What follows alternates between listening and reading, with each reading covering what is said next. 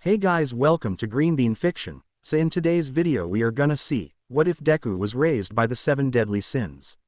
Part 1. This story is Mandamientos y Pecados by Cap Lycanrock 24. Before starting, make sure to hit that like button, as your one like motivates me to bring more stories, and subscribe the channel if you are new so you won't miss our latest videos. You can read about a green-haired lady walking near a forest with a baby in her arms. But the strange thing was that the lady appeared to be injured, as she had several bruises on her body and many bloodstains. The woman walked for quite a while in the woods. She seemed to be fleeing from some villains. After walking for a while, she saw what looked like a building shaped like a beer mug and a cabin. The woman quickly approached the first building and placed the basket where she was carrying her baby. "Inko, you'll be safe here, baby." She placed a paper bracelet on him with his name and birthday arrow on it. "Please stay safe." She left him a green rabbit plushie and knocked on the door. "Goodbye, Izuku." She shed a few tears and left. Opens the door. "Hello."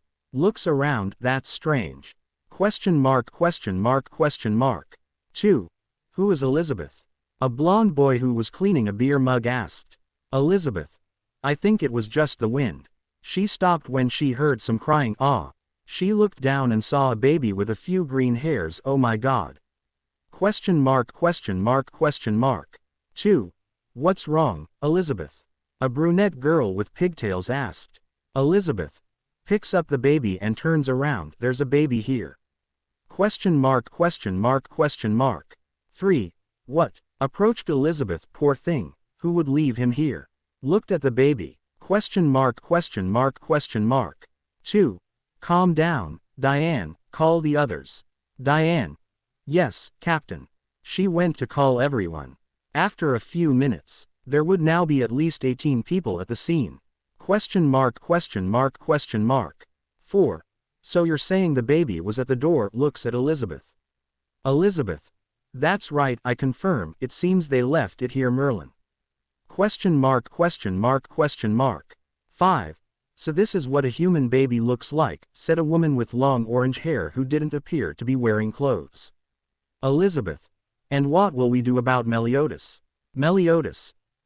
If they left him here, it must be because they thought we would take care of him.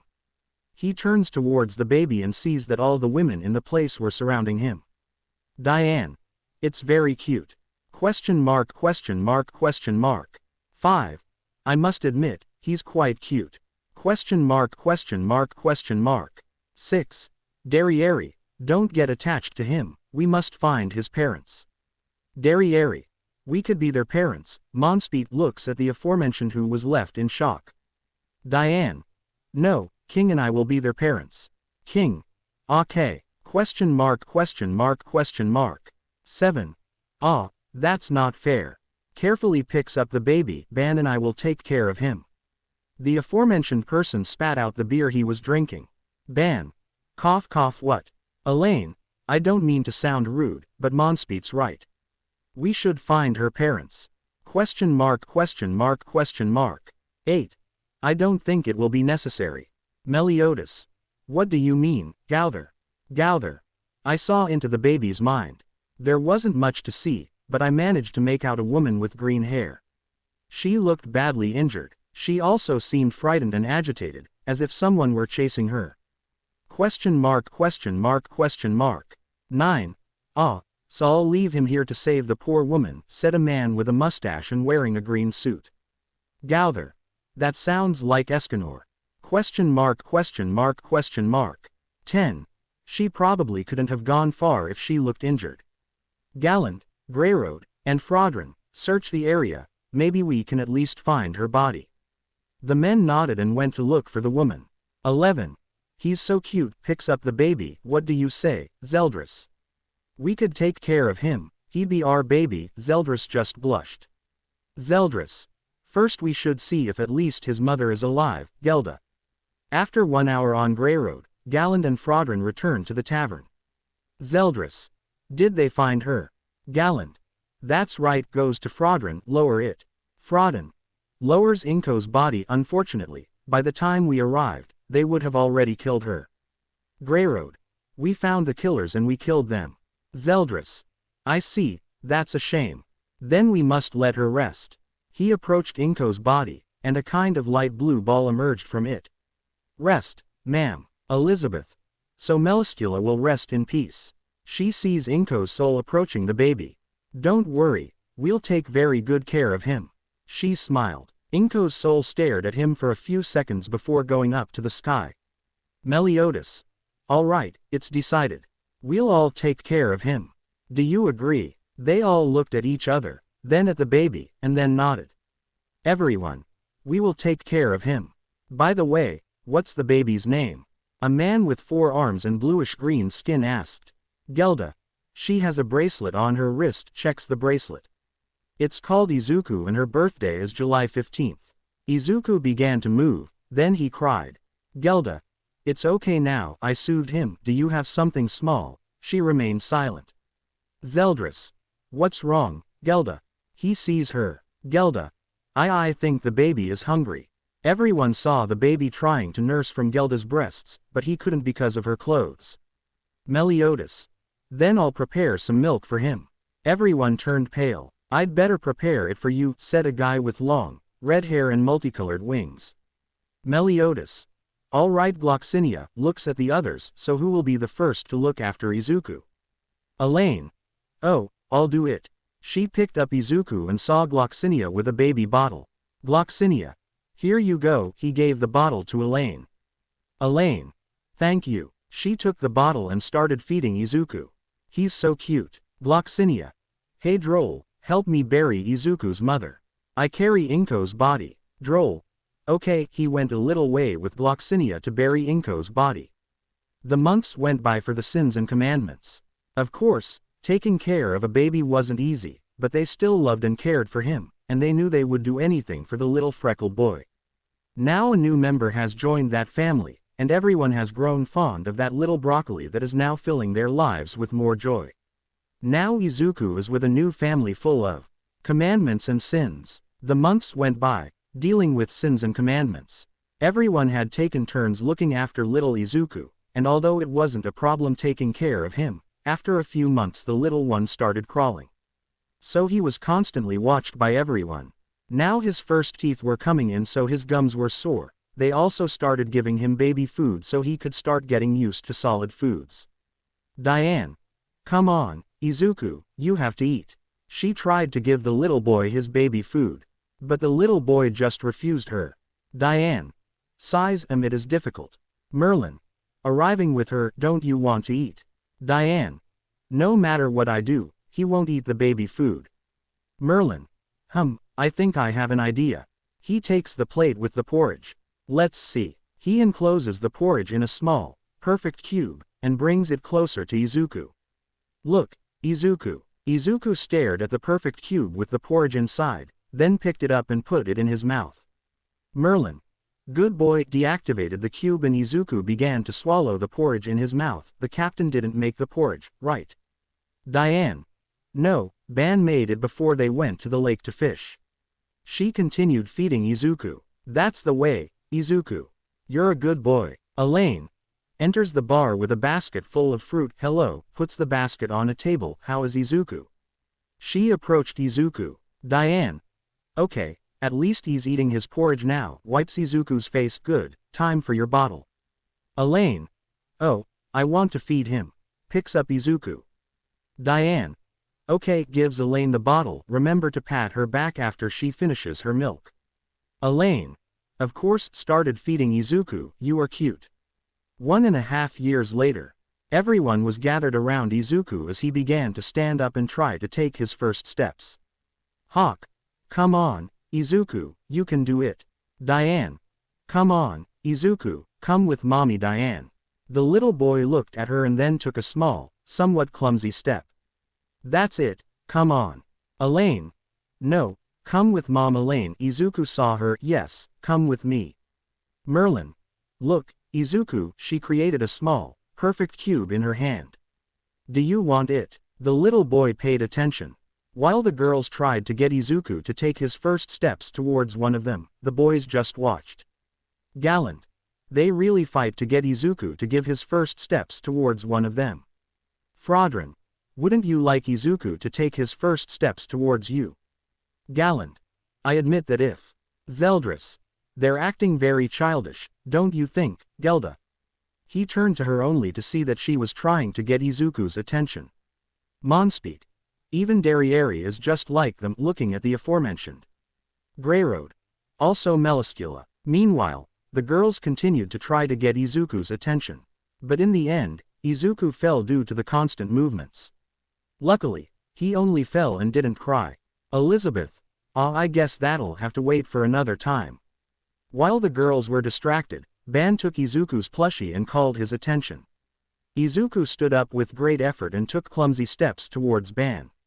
Everyone saw Izuku go towards Ban and Ban took him in his arms. Ban. I think I beat you, didn't I? Haha. All Merlin. It's not fair. 5 months later, Izuku was learning to speak, so everyone avoided saying any swear words. Ban and Meliodas were training in Meliodas's kitchen, while Elaine was there with Izuku in her arms. Ban. I told you to peel the apple, not chop it. Moments later Meliodas finished the apple pie. Ban. I don't understand how it can look so good, looking at the cake which looked incredible. Meliodas. Well, I'm trying my best, haha. Ban. You're an idiot. He covered his mouth, realizing his mistake. The three of them saw Izuku. Izuku. Ba touches Elaine's face. Elaine. Phew looks at Ban, somewhat annoyed. Watch your language, Ban. Ban. Yes, sorry. Zeldris. Entering. What are you doing? Meliodas. I was practicing my cooking with Ban and then he said something rude in front of Izuku, haha. Zeldris. Izuku didn't say that, did he? Takes a slice of cake. Meliodas. Luckily not. Sees Zeldris eating. Zel, I made that cake. Zeldris. Damn it, he left the bar to vomit. Izuku. Damn it, laughed and clapped a little. After that, Zeldris was severely punished by Gelda. 3 years later, Izuku was about to turn 4 years old, so everyone decided to throw him a surprise party. Right now, Izuku was on top of Hawk with a basket of fruit and Elizabeth was by his side. Elizabeth. This will be enough, put some apples in the basket, let's go back to the others. The three of them started walking towards the others, but on the way Hawk noticed that Izuku was somewhat sad. Elizabeth. Wait here, I'll check something first. I go into the bar and help the others with the decorations. Hawk. What's wrong, Izuku? You look kind of sad. Izuki. I think you forgot my birthday. Gets off Hawk's back. Hawk. Why do you think that? Izuku. Well, last year, Mom Elaine woke me up and I saw a big cake in front of me, but today I didn't see any cake. A little sad. Hawk. Don't worry, Izuku. I assure you we would never forget it. Izuku. Seriously. Hawk. Seriously. Sees Elizabeth leave. Elizabeth. Okay, let's go in. The three entered and they saw that the lights were deleted. Izuku. Why are the lights off? Suddenly the lights came on and everyone came out of their hiding places. Everyone. Surprise. Happy birthday, Izuku. Izuku was simply in shock. Izuku. Didn't you forget? Surprised. Derriere. Of course not. She goes over and hugs him. How could we forget our little one's birthday? Meliodas. We also have many gifts for you, especially one that you're going to love. He looked at Elaine and she nodded, then approached Izuku. Elaine. Go ahead and open it, Izuku. She gave him a small box. Izuku. Opened the box and saw his plush rabbit completely repaired and new. Did they add it? His stuffed rabbit had broken last year, but for some reason he didn't want to throw it away, as he felt it was very important and he didn't want to get rid of his stuffed animal. Elaine. Of course, smiles. It's important to you, right? Izuku. Thank you. Mom Elaine hugs her. Elaine. Returns the hug. You're welcome, Izuku, but I also had help from Merlin. Izuku. Went to Merlin and hugged her. Thank you, Mom Merlin. Merlin. He's not small at all. He strokes his head. Gallant. So what are we waiting for? Let's celebrate. And so everyone celebrated Izuku's 4th birthday. After a few hours of celebrating, Merlin took Izuku to his room. Merlin. Lays Izuku down and covers him up. Did you have fun? Izuku. Thank you so much, smiles, for fixing my rabbit, hugs his plushie. Merlin. He's not small at all. Izuku. Oh, by the way, look, Mom. Merlin extended his little arms. I practiced this a lot, created a small, perfect cube in his hand. Merlin. Looks at him in surprise. Wow, Izuku, that's amazing, but how did you learn it? I don't remember ever teaching it to you. Izuku. Oh, well, I sometimes watched you when you were in your room doing those, what are they called, like spells. Merlin. He learned it just by watching. That's interesting. Would you like to learn more spells? Izuku. Really? Receives a yes from Merlin. Yes, I'd like that. Please. Merlin. Okay, I'll teach you. He strokes her head. Good night. He kisses her forehead and leaves. Izuku hugged his plushie and fell asleep with a big smile. A few days after Izuku's birthday, Merlin began to teach Izuku different spells. Now Merlin was teaching him the Exterminate Ray. Merlin. Focus your magic in your hand and then fire at the targets. Izuku. Yes. He concentrated and a small ball of energy appeared on his finger. Exterminate Ray. He fired at the target. They both saw the targets, which were somewhat broken and burned. Izuku. I did it. Merlin. Well done, you learn fast. Smiles. Okay, let's try another spell. Izuku. Yes. Merlin. But first, let's step back a little. They both moved far enough away not to damage the bar in the cabin. Merlin. This will be fine. She encloses Izuku in a perfect cube. That's so you don't get hurt. She gets ready. Ready. Izuku. Yes. Watching. Merlin. Infinite tornado. A large tornado formed around Merlin. Izuku. Wow. Merlin. Good. Stops the spell. Ready to do it yourself. Releases Izuku. Izuku. Yes. Gets ready. Here I go. Infinite tornado. A small tornado formed around Izuku. It's not as big as yours, Mom. Merlin. He dispelled the tornado. Merlin. Don't worry, Izuku. For your first attempt, that's good. Let's keep practicing. In 2 months, Izuku learned and mastered all the spells that Merlin taught him. Spells. Firestorm. Exterminate Ray. Location allows you to find objects and people. Perfect cube. Teletransportation. Y object teleportation. La permite teleportar objetos. Dragon wave creates water dragons seen in an OVA. I think. Icicle castle encases enemies in ice. Shock stinger shoots a beam at his enemy. Infinite tornado. Merlin. Well, I've already shown you all the ones I know, although there are actually more, but they don't have my magic power. Izuku. Thank you, Mom. Merlin smiles. Merlin. It's not small at all. Would you like me to show you something else? Izuku. Well, sometimes I see Dad Meliodas and Zeldris release a kind of dark mass. He looked at his hands. Are Mom Diane creating those? What are they called? Like this earth golems. Merlin. I've seen them. Sees him. Do you want to do it too? Izuku. Yes, but I don't think I can do it. Merlin. Sees him. I think there's a way to teach it to you. Well, go to your room and rest. Izuku. Okay, good night. Goes to his room. After a few minutes Merlin called everyone. Meliodas. So you're saying you want to make Izuku some kind of hybrid between a demon, giant, fairy, vampire, and celestial being? Merlin. That's right. Takes a sip of his tea. I've seen his potential. I think he could be a great, what they call a hero these days. Muscular. Besides, she's almost 5 years old. We should put her in that place they call school. Gallant. That place where they teach children. Muscular. That's right. Zeldris.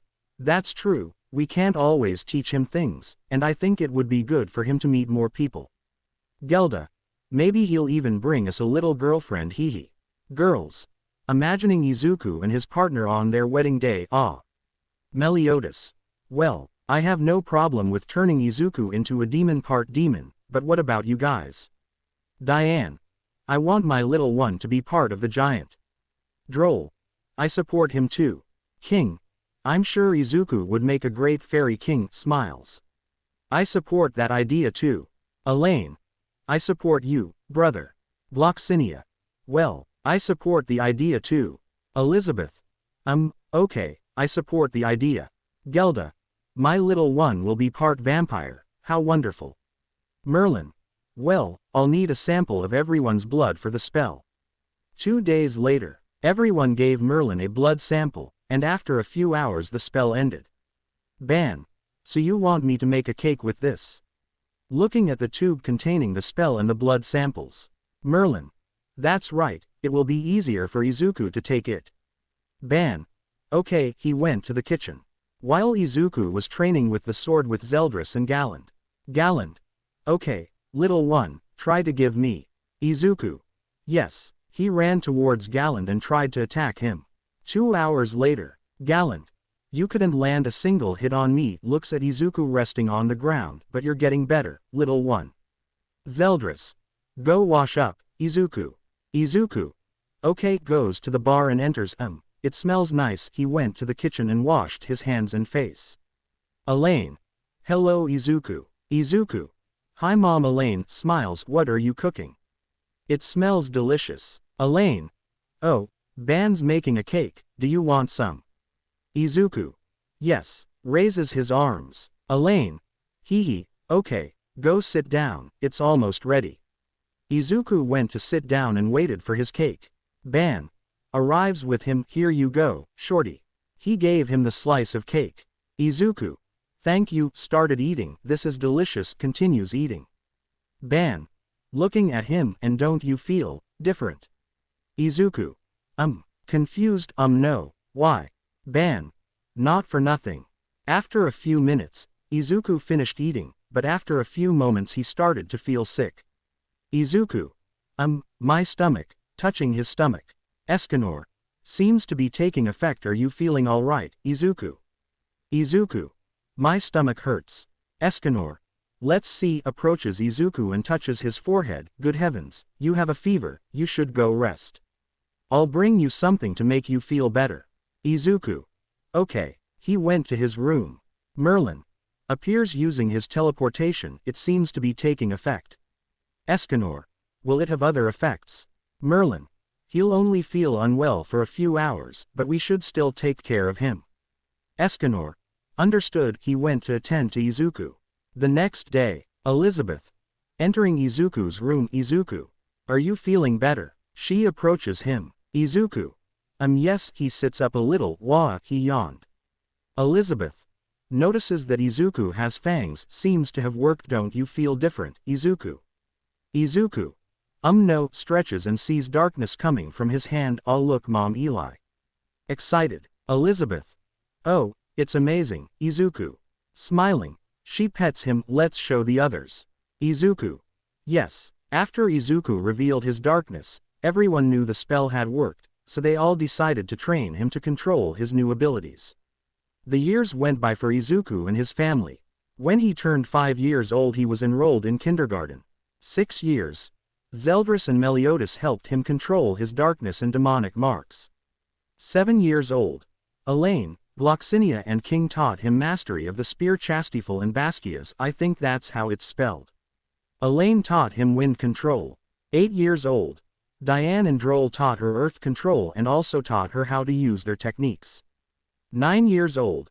Ban taught him how to use his nunchucks and how to steal energy from nearby people, as well as some of his techniques. 10 years. Gelda taught her how to increase her power at night. 11 years old. Escanor taught him how to use his axe, which was similar to Escanor's, and also gave him some of his sunshine power and taught him how to master it. 12. Derriere taught her the combo star, and how to mold her darkness into claws. Monspeed taught her the trick star, and how to control the infernal flames. 13. Meslascula taught him how to transform into a snake in the cocoon of darkness. Greyroad taught him some of his techniques like chains of rancor, and Gallon taught him how to use his spear. I think it's a spear. 14. Elizabeth taught her how to use her wings and how to heal people, and Gowther taught him his mind control magic. Izuku was now 15 years old and 10 months away from the UA entrance exam. Teacher. Entering the classroom. Okay class. Going to his desk. Here I have some papers with some professions. Who are we kidding? Everyone wants to be a hero. Throwing the papers down, the students activated their quirks out of excitement. Professor. Calm down now. You know you shouldn't use your quirks. I'm sure you'll all be going to a hero academy, right? PFF, please, professor, don't make me do these extras. Teacher. Oh right, Bakugo, you want to go to UA. Bakugo. That's right, I'll be the only one in this class to get into UA. Some students got angry and booed him. Professor. Oh right, Leones will also be going to UA. That shocked Bakugo. Note. Izuku will use the surname Leones, and if it's a surname, I already looked it up. Boy. As expected of the best in the class. Izuku was the best in the class because, apart from studying at school, Merlin also taught him some things, and he was practically a genius.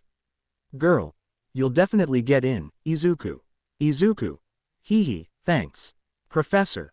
Well, with that said, let's continue with the class.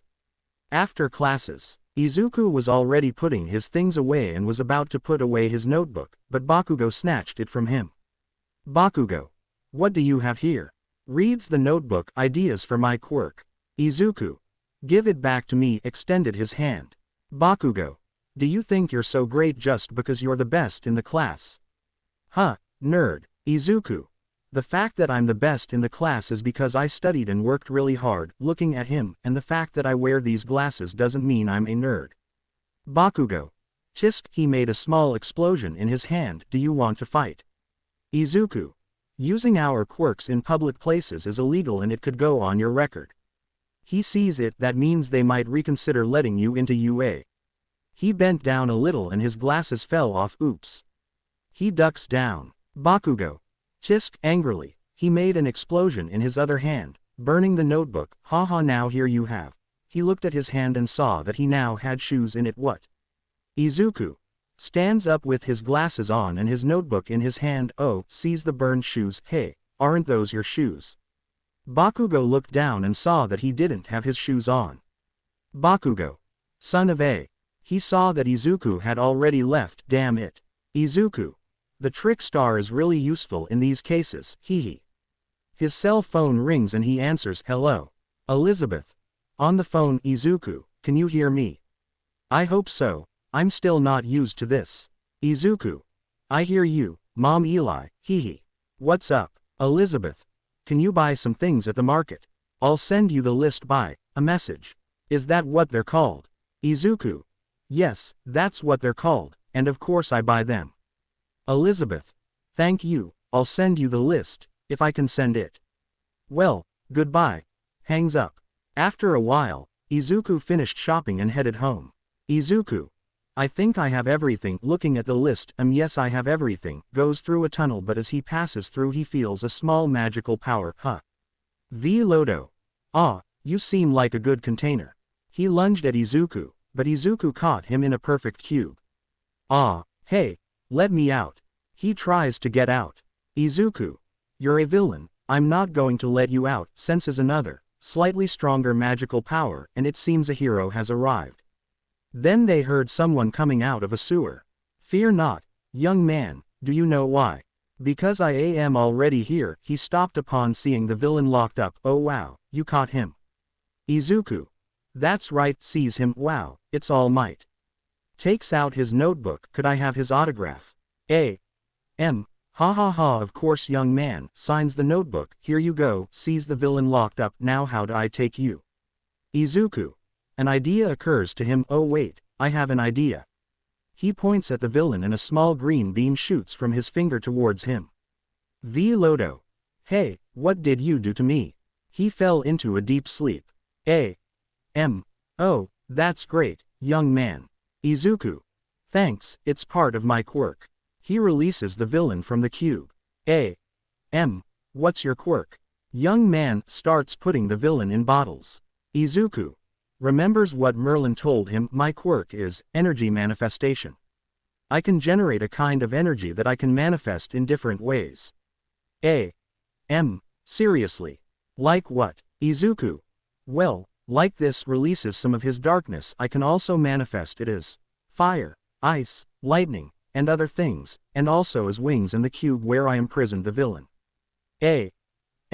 Wow, that's definitely a great quirk. Finishes putting the villain in some bottles. Do you plan to be a hero? Izuku. Yes, I want to get into UA, sir. Well, I wish you luck, young man. Izuku. Thanks, and by the way, the sleep effect lasts 6 hours. Understood. Prepares to jump. Thank you for your help. Young man leaps off. Izuku. Great, oh yeah, I'll buy them. He gathered his things and left. In the boar's hat. Izuku. I'm here. He saw Zeldris lying on the floor and Meliodas next to him. Meliodas. Oh, welcome Izuku. Turns to look at him. Izuku. What happened to him? Elizabeth. Tried Meliodas's food. Nervous smile. Oh, did you bring the things? Izuku. Here they are. He places the balls on a table. Meliodas. By the way, Izuku, I think it's time. He sits down opposite Izuku. Izuku. Time for what? Sees him. Meliodas. We've spoken with the others and it's time for you to have the 10 commandments. Izuku. Huh, really? Meliodas. Yes, in these 10 months you will learn to use each commandment. Izuku. Wow, but I don't know. I don't think I'm ready yet. Meliodas. You're more than ready. Smiles. I know you can control the 10 commandments. Izuku takes him by the shoulders. You're our little one after all. Izuku. Okay, I'll do it. Meliodas. That's the spirit. The 10 months passed for Izuku, who was training in each of the commandments. At first he didn't know how to control each commandment, but as time went on he learned to control each one. Now he was preparing for the UA entrance exam. Izuku. Okay, checking his backpack. I've got everything ready. He went down to the bar and saw his whole family there. Meliodas. Ready for the exam, Izuku. Izuku. Well, I'm nervous. Diane. Oh, don't worry, Izuku smiles. You'll definitely pass. Ban. Some of us made bets that you'd be the first to pass. Hands him a sandwich. You'd better be first. I don't want to lose money. Derriere. Me neither, so you'd better stay first, dwarf. Izuku. I just hope I pass it. Nervous. Merlin. And do it. Izuku looks at him. You trained hard for this. Izuku.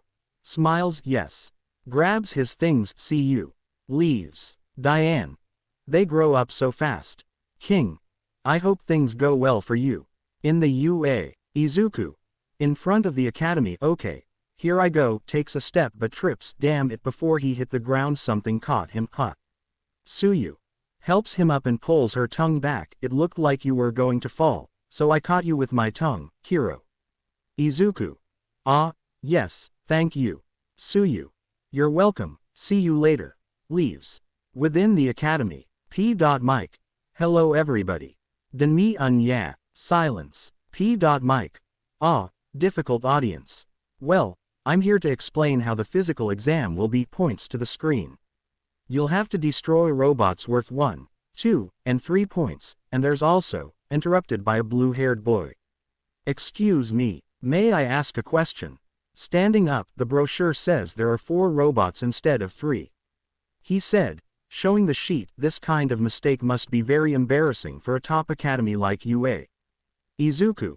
How exaggerated, with a drop of sweat. Besides, I think Present Mike was going to explain it before I interrupted him. P.Mike. That's what I was going to explain. Participant. The 4th robot doesn't have any value, so it's more of an obstacle that you have to dodge. I understand. Thank you so much for answering my questions. Sits back down. P.Mike. Okay, now that's cleared up. Give it your all for the Plus Ultra tests. After everyone had taken the written exam, they went to the area designated for the physical test. Izuku finishes tying his shoes and then notices the girl who helped him. Oh, it's her. He was about to go to her, but someone grabs his shoulder. Huh. He sees the blue-haired boy from before. That girl seems very focused. Do you want to bother her? Izuku removes his hand from his shoulder. I was just going to thank him for something. Besides, what do you care what other people do? He leaves, leaving the blue-haired man surprised. P.Mike. And it begins. Announcement as the doors opened and an alarm sounded. Izuku shot off, surprising everyone. P.Mike. What are you waiting for? An invitation. If you stay there, that kid will get all the points. They all quickly ran out and started destroying robots. Izuku was destroying several robots with his arms, which had been transformed into claws by his darkness. Meanwhile, in the boar's hat, the commandments and sins were watching Izuku through Merlin's orb. Derriere. I did teach him well.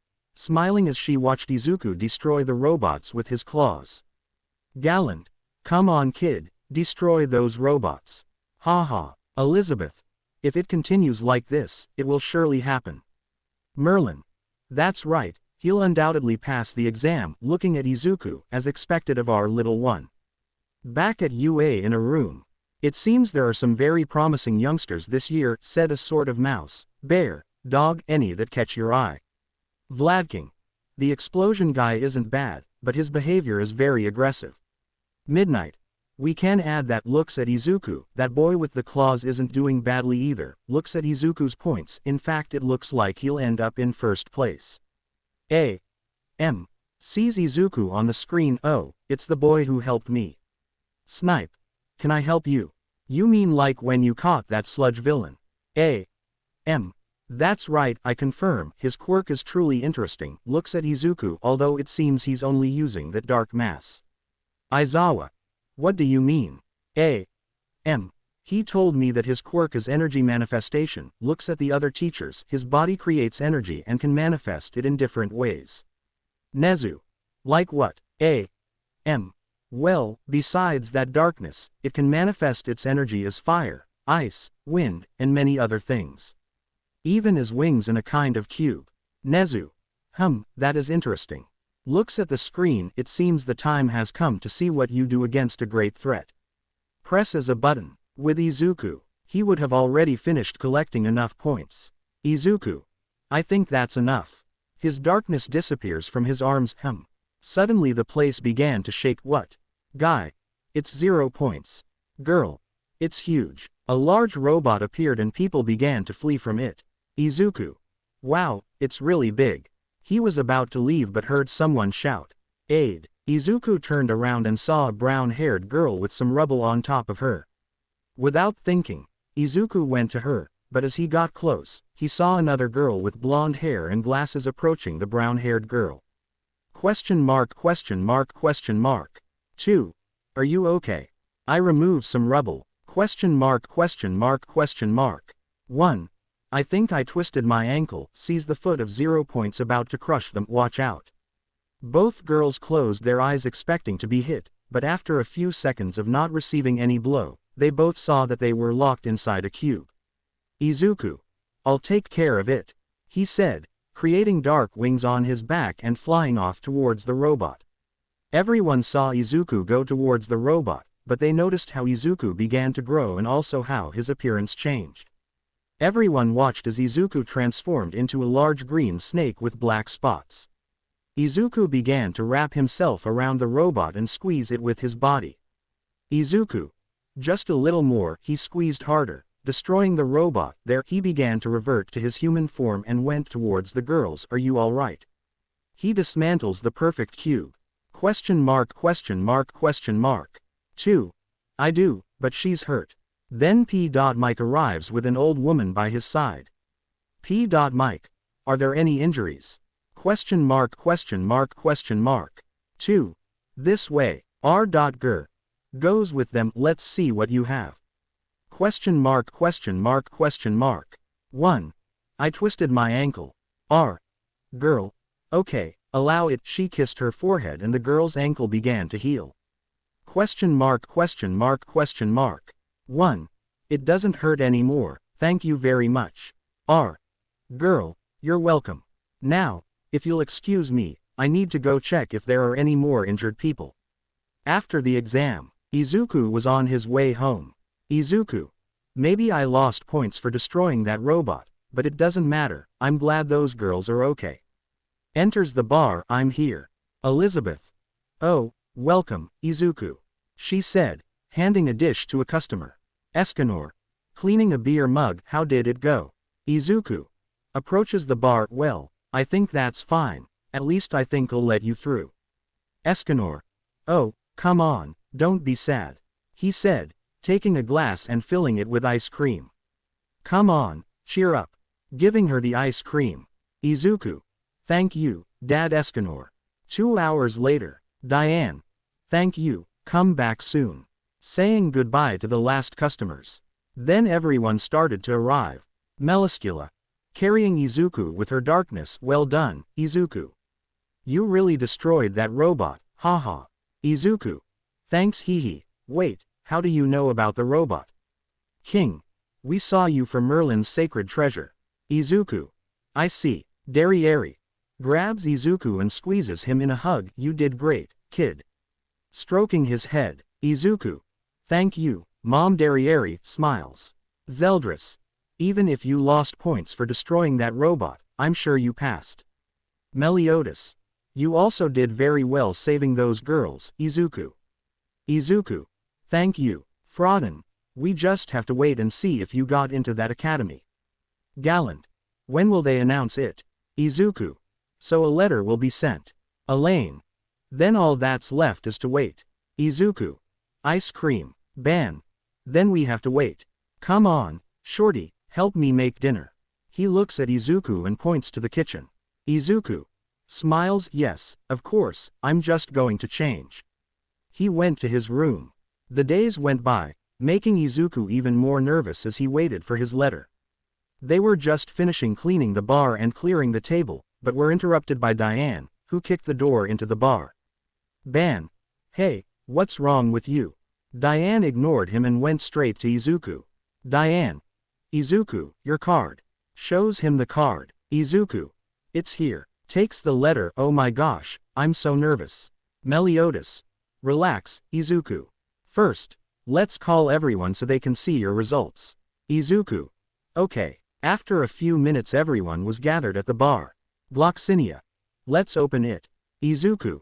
Okay, here I go. He opened the letter and a kind of disc came out of it.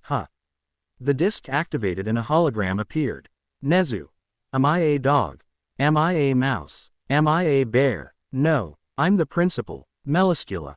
I think it's a dog. Gallant. I see him more as a mouse. Greyroad. SSH Clance. Nezu. Young Leones, I'm here to tell you your results. On the written exam, you got a perfect score. Not a single mistake. And on the practical exam, you got 50 points.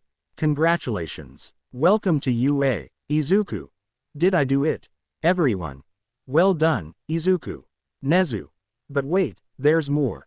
Everyone. More. Nezu. Pay attention to the screen behind me, please. The screen showed a video of Izuku saving the girls and destroying the robot, as well as another video of the girls saving him trying to give him some of their points. Nezu. There was a secret test that only you and the blonde-haired girl discovered, and it will give you rescue points. The judges decided to give you both 60 points, so in total you achieved 210 points. Everyone. Wow, Nezu. You finished first in both tests and as the representative of the first year. We'll see you next Monday. Goodbye. The hologram turns off. Everyone. You did it. Carrying Izuku. Ban. Well done, dwarf. Diane. We're so proud. She squeezed Izuku into a hug. Izuku. Thank you. He shed a few tears. Everyone saw him crying a little. Hawk. Hey, are you okay? Izuku. Why yes, it's just that. I managed it thanks to your training. Thank you all. Smiles. Everyone smiled at that. Gallant. Come on, little one, this isn't the time to cry, we have to celebrate. Everyone. Yes, so everyone threw a party to celebrate Izuku getting into UA.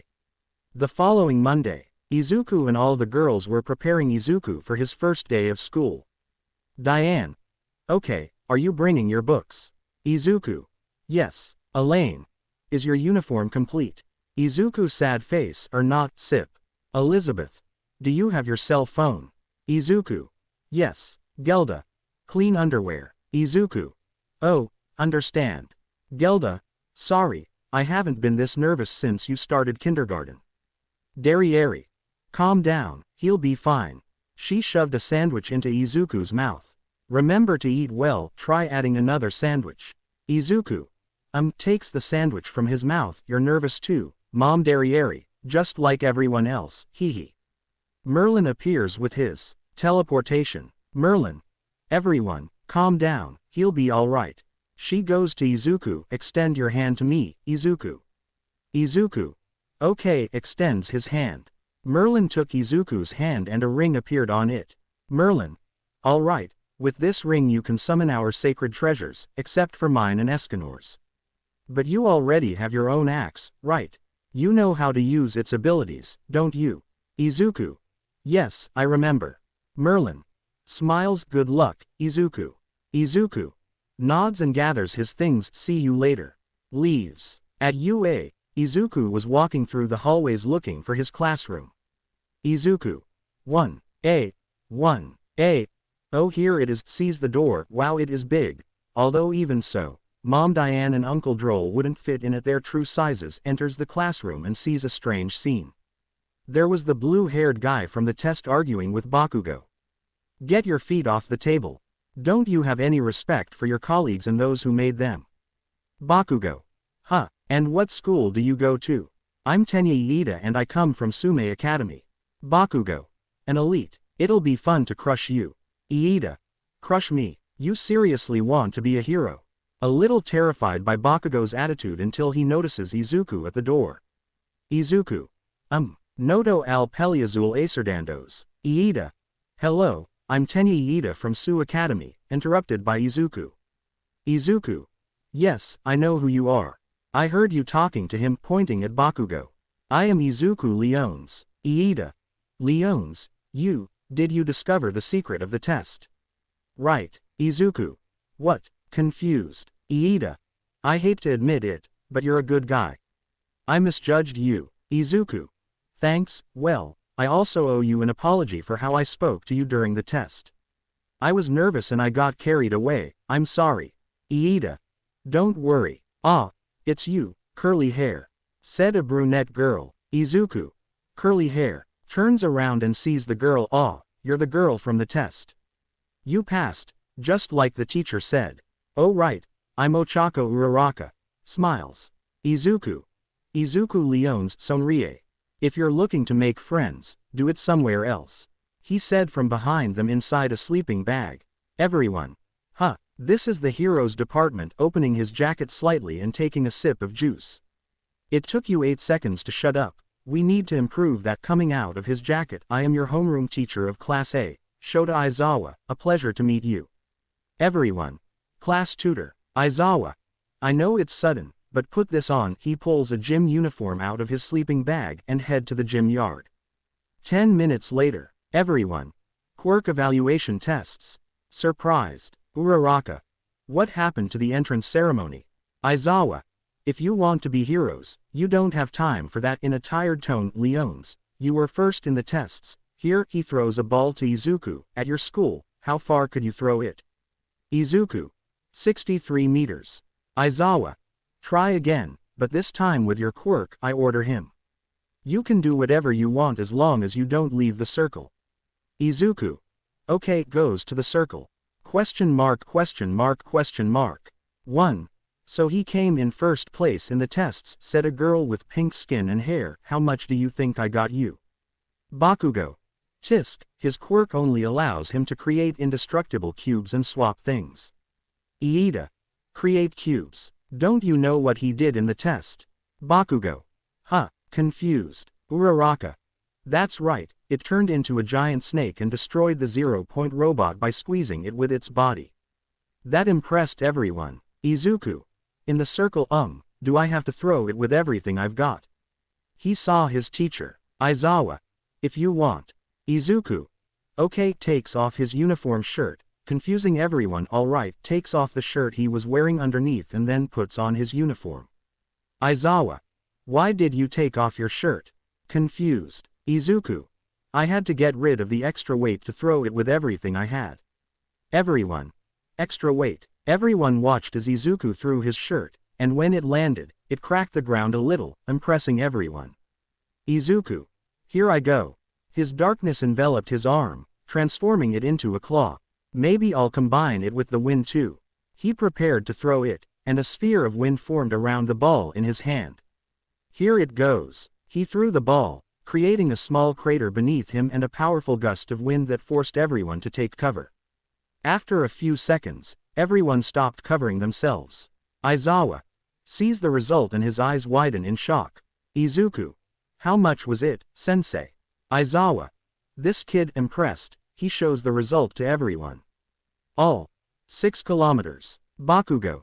That damn nerd lied to me about his quirk, angry and creating explosions in his hands. Damn nerd, you're going to give me an explanation. He ran towards Izuku and before he arrived, some bandages caught him. What is this and why can't I use my quirk? Aizawa. You kids are going to make me use my quirk at this time of day, my eyes are getting dry. Looks at Bakugo. If you do anything violent, you'll be expelled. Do you understand? Bakugo sees him nod. Good, let's continue with the tests. Everyone started doing the tests where Izuku came in first in almost all of them, being surpassed in the jumping test by the girl who helped him during the days of the test and by Uraraka in the ball throw since she obtained an infinite. Aizawa. Well, here are the results. Lions. Bakugo. Todoroki. Shield. Hagakure. Toru. No. Aizawa. Oh yeah, the expulsion thing was a joke, he said with a smile. Everyone. Izuku and Yaoyorozu. What? Momo. It was obvious it was a joke. Aizawa. Yes, an April Fool's joke. He started walking. You'll find study pamphlets on your desks. Now go change. At the end of the day, classes had finished and everyone started going home. Izuku. That was a long day. Stretching. Uraraka. Hey, are you going to the station? She said, approaching Izuku, along with Tsuyu and Iida who were next to the brunette. Izuku. Actually, I'm waiting for someone, hehe. Sees Tsuyu. Oh, you're the girl who helped me. Thank you so much for helping me. Sorry, I don't know your name. Tsuyu. Soy Asui Tsuyu Kiro Dime Tsuyu. Izuku. I'm Izuku Leones. Smiles, but you can call me Izuku if you want. Iida. And who are you waiting for, Leones? Izuku. Oh, well, you could say one of my mothers, hehe, scratching the back of his neck. Iida. One of your mothers. Confused. Izuku. You see, I'm adopted. Hey, Uraraka. Oh, Iida. Sorry for asking. Izuku. Ah, don't worry, hehe. It doesn't really bother me, and I mean, one of my mothers is going to join since I consider some members of my family to be like parents. Tsuyu. Oh, I understand now, Kiro.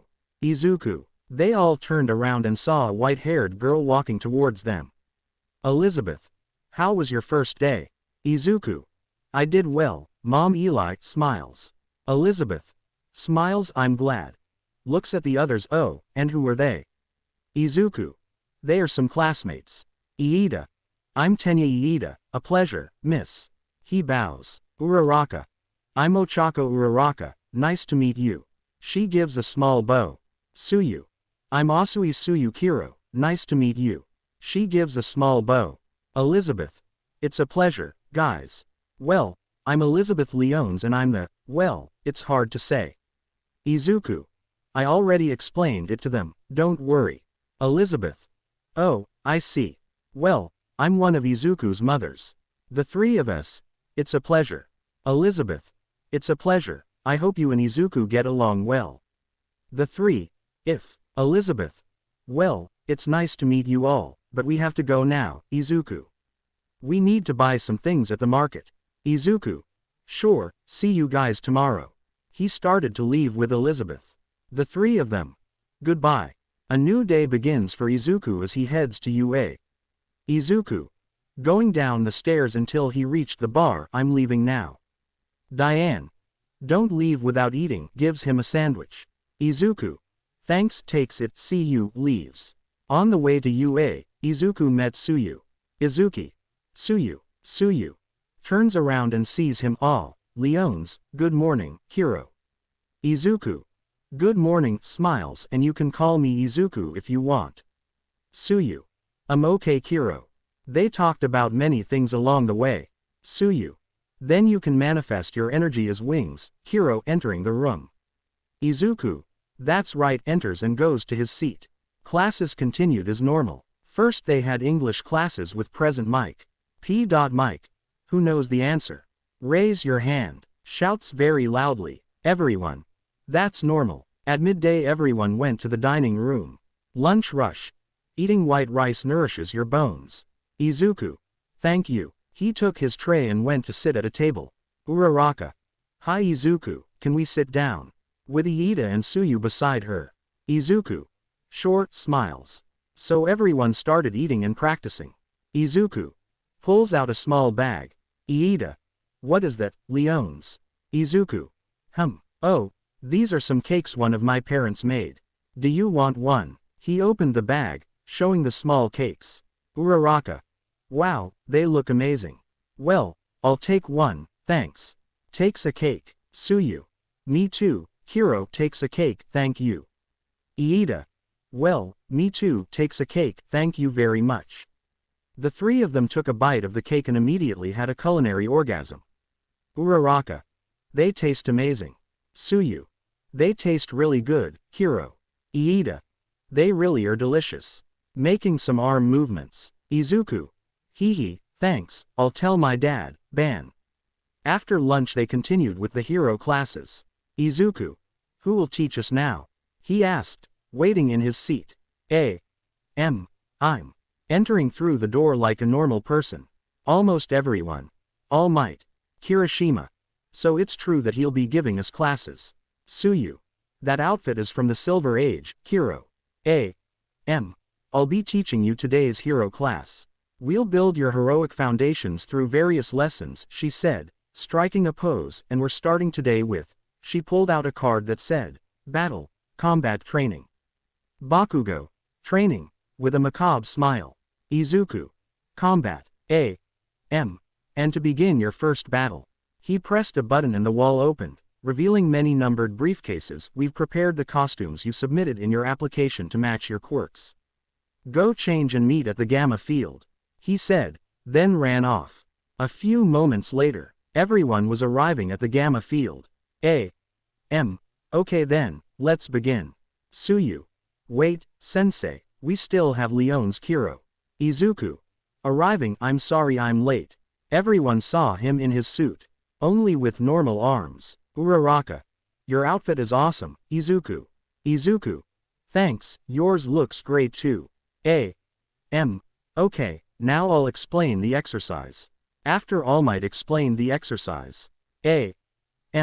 Okay, first team in position, the young Bakugo and Iida will be the villains and the young Leones and Tsuyu the heroes. After a few minutes, both teams were in position and the others went to the observation room. Tsuyu. With the map in hand, it seems we'll have to memorize the Kiro. Izuku. The map is simple, so it will be easy. Tsuyu. By the way, do you and Bakugo have any kind of history?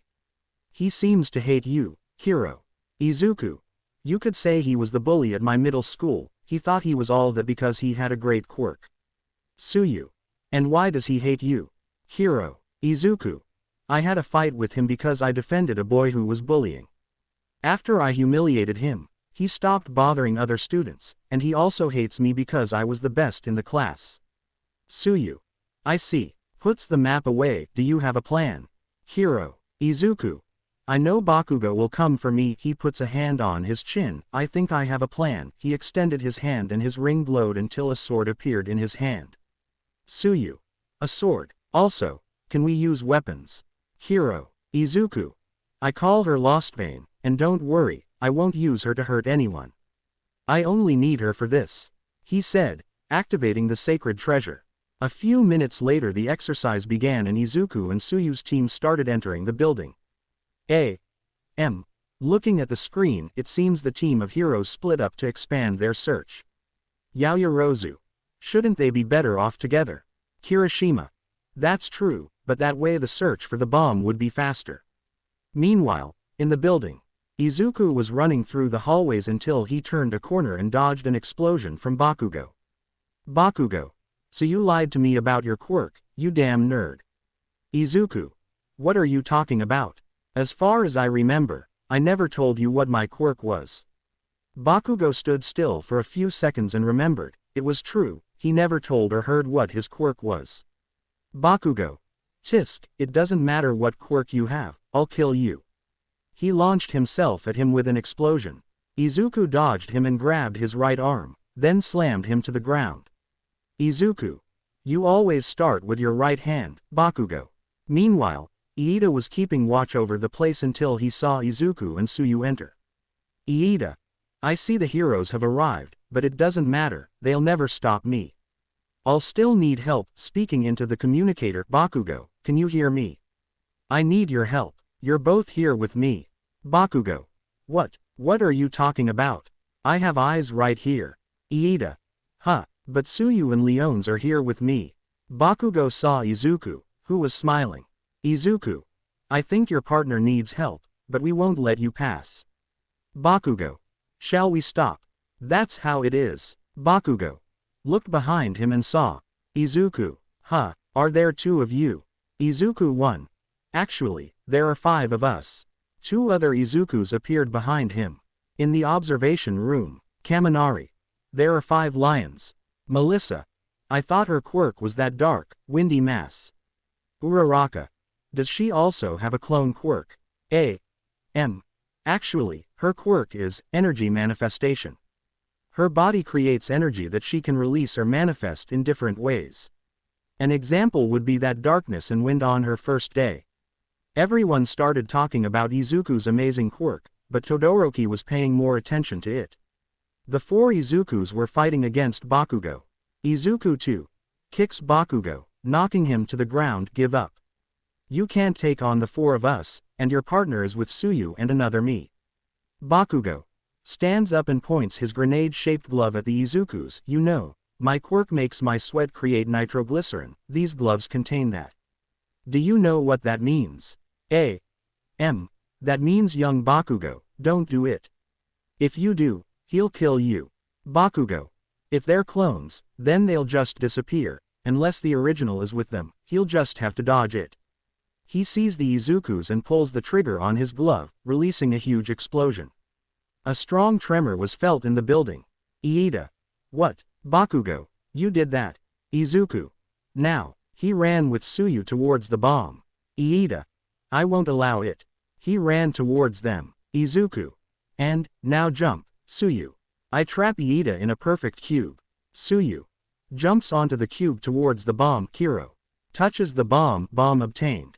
The heroes win. After Izuku and Tsuyu explained their plan, they continued with the other fights. The day continued normally until the end of the day. Izuku. If you had a long day, stretching. Tsuyu. Excuse me, Izuku. Hiro, she called his attention. This might sound a little awkward, but, can I ask you for some of those cakes? Sure, I'll pay you back, Hiro. Izuku. Yeah, sure. I don't think my dad Ban would have any problem cooking a few more. Tsuyu. Thank you so much. Hiro smiles. See you tomorrow. She said goodbye and left. Izuku. Goodbye. Started walking. She's cute. Hehe.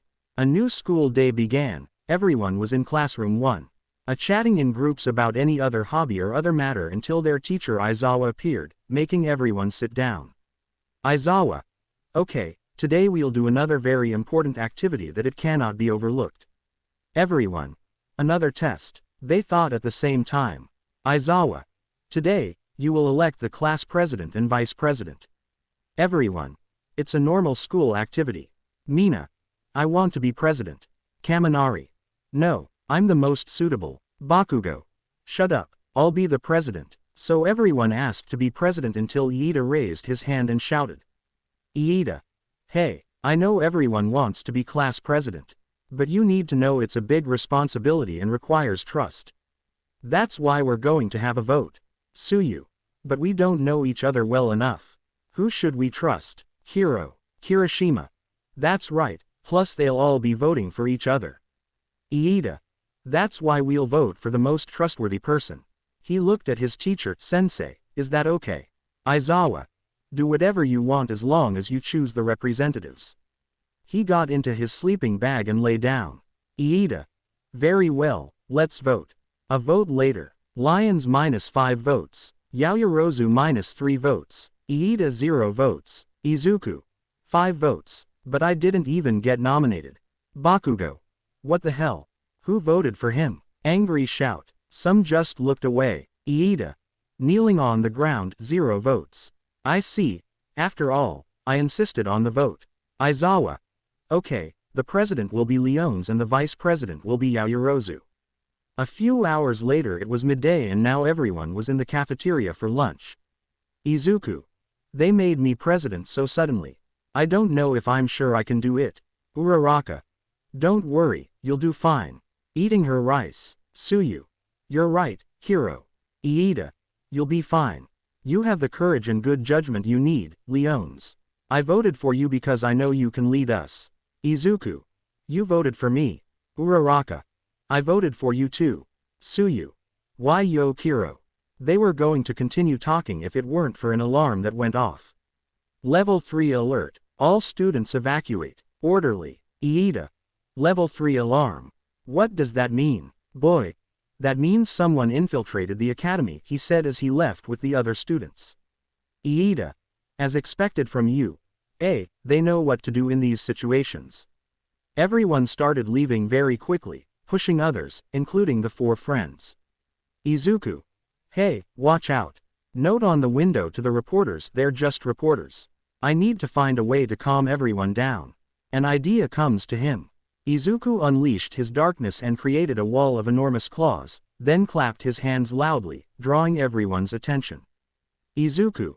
Everyone calm down, they're just reporters who entered the academy. Everyone calmed down and returned to their seats to continue with their lunch. After the incident, the police arrived and the reporters had to leave. Then classes continued as normal. Yaoyorozu. Very well, Mr. President, please begin. She said to start the ceremony. Izuku. Well, I don't know much about leading a group. I'm going to make mistakes like anyone else, but I promise I'll do my best, just like our partner, to create an environment where you're motivated to be better people and heroes. Smiles. Everyone applauded after the speech. At the end of classes everyone started to leave, but Izuku waited for Tsuyu. Izuku. Finishing packing his things and that's it. He grabbed his backpack, shall we go? He saw Tsuyu. Tsuyu. Finishes saving, done, Kiro. Mina.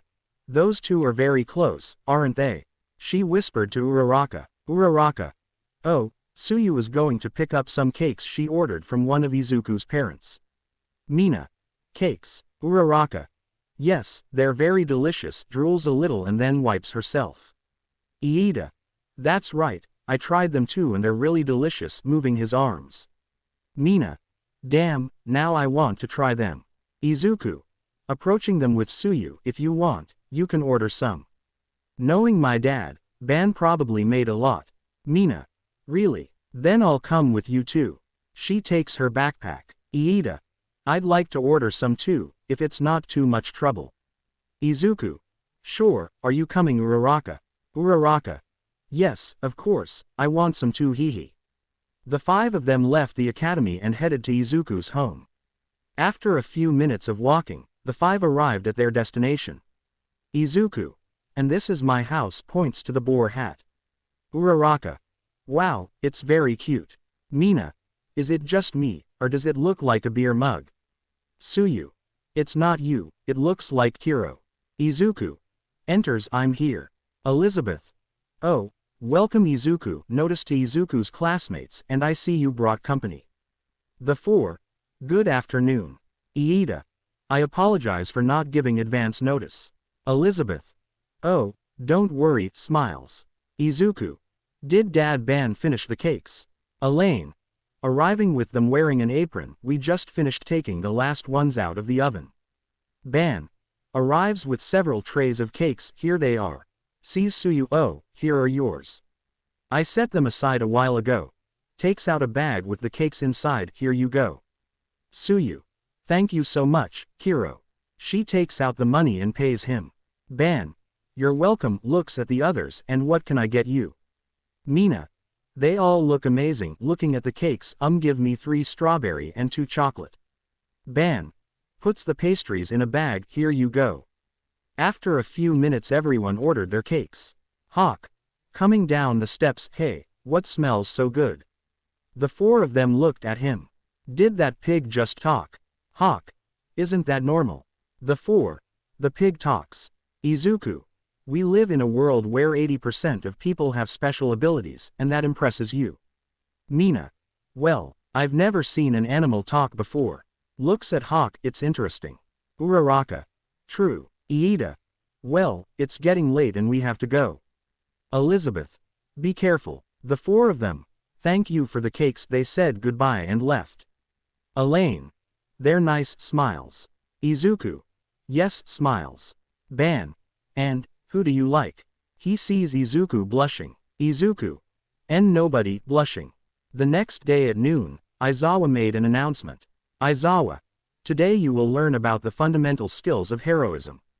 It has been decided that you will be supervised by me, Almighty, and one other person. Weary tone. Siro. Sensei. What are we going to do today? Aizawa. Be the hero everyone needs, whether it's a flood or some other disaster. Pulls out a card that says rescue. We'll be doing rescue drills. Kaminari. Rescue trials. It looks like it'll be harder this time. Mina. Absolutely. Kirishima. That's what being a hero is all about. I can't wait. Excited. Tsuyu. If it's about floods, then it's my territory, hero. Aizawa. Don't rush. As I said, this time it's your decision whether or not to use your hero costumes, since some of you might not be suitable for the task. He pressed a button and the briefcases appeared. The training area is far away, so we'll go by bus. Go get ready. Minutes later, everyone was ready in their hero costumes. They boarded the bus and began to leave. Tsuyu. Izuku. I call his attention. Izuku. See Tsuyu. Tsuyu. I'm a person who speaks her mind, so I want to ask you a question, hero. Izuku. Okay. Tsuyu. What things can you do with your quirk, hero? That caught everyone's attention. Izuku. Oh well, there are so many things, I've even lost count. Hehe. Nervous laugh. Kirishima. So technically you're a complete arsenal, he commented. Dude, your quirk is amazing, I can only harden my body. Izuku. I think your quirk is incredible, worthy of a professional. Kirishima. Professional, really? Thank you so much, hehe. That way everyone would start talking about their quirks. Minutes later they arrived at the USJ and upon entering they were greeted by the heroine 13. 13. Floods, earthquakes, fires, etc. etc.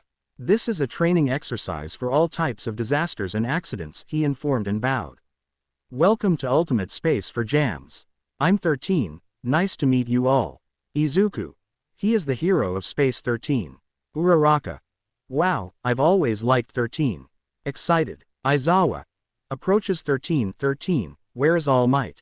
Whispers. 13. Because I heard. It seems he exceeded his time limit while doing his hero duties, now he must be resting in his office. Aizawa. That fool, is the embodiment of irrationality. 13. Looks at the students before we begin. There's 1, or 2, or 3, or 4, counts on fingers. Everyone. It's increasing. Thus, 13 began to explain his quirk and the dangers of it. Izuku. Senses many small magical powers and one slightly stronger one. What the? Asterisk. Aizawa. Alright, the first thing you'll do is. He stopped speaking as he noticed a portal appear in the facility. Gather in one place and don't stray. He ordered, drawing everyone's attention. 13. Protect the students. The portal grew larger and several villains began to appear. Kirishima. They have fake villains too. Surprised. Aizawa. Puts on his glasses. They're not fake. 13 and Eraserhead. According to the documents we obtained yesterday, All Might should also be here, said a kind of purple mist. Izuku. So yesterday's incident was their fault. Question mark, question mark, question mark. 2. Where is he? Don't tell me Almighty. The symbol of peace isn't here, said a man with a stuffed hand on his face and another wrapped around his body. I wonder if he'll come if we kill these brats. Yaoyorozu. 13 Sensei. Aren't there any intruder alarms? She asked, somewhat frightened. 13. That's right, they must have someone interfering with communications. Aizawa. 13. Begin the evacuation. Kaminari. Try using your quirk to contact UA. He lunges towards the villains. I'm counting on you. 13. Izuku. You heard him. Start evacuating. He ordered. Kirishima. But will we leave Izawa-sensei? Izuku was about to speak, but mist appeared in front of them. Question mark question mark question mark. 1. Greetings, my name is Kurogiri and we are the League of Villains. I apologize for intruding, but we came with the intention of seeing All Might, the symbol of peace, so we can kill him. He said cordially. Oh well, putting that aside, I have work to do. Before he could do anything, a huge gust of wind hit him, sending him crashing into the wall and leaving him there, buffeted by the wind. Kurogiri. He tried to move but couldn't because of the strong gust of wind. Izuku. Go away, guys. Keeping Kurogiri against the wall with the wind. Kurogiri. I won't allow it. I create a portal in front of Izuku, causing him to fall in with his own blast. I'm not surprised by future heroes. Pass. Retreat. Kurogiri enveloped almost everyone in the place. Izuku. Falling into a lake. Falls into the water, a teleportation quirk. Asterisk. He thought while underwater that he saw a villain who looked like a shark. Villain. The bait has arrived, he said, going towards Izuku. It's not personal, but sayonara, idiot. Before reaching Tsuyu, he kicked him in the face while holding Melissa by one arm. Tsuyu.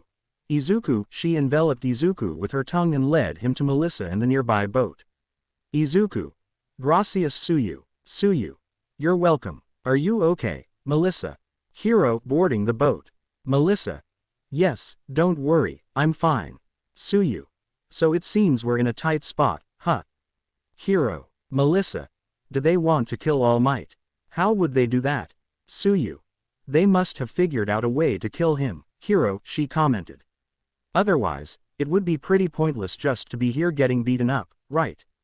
And that's not all. They said they'd kill us, didn't they? Hero. Can we hold out until All Might arrives? And if he does come, will he be alright? Villain.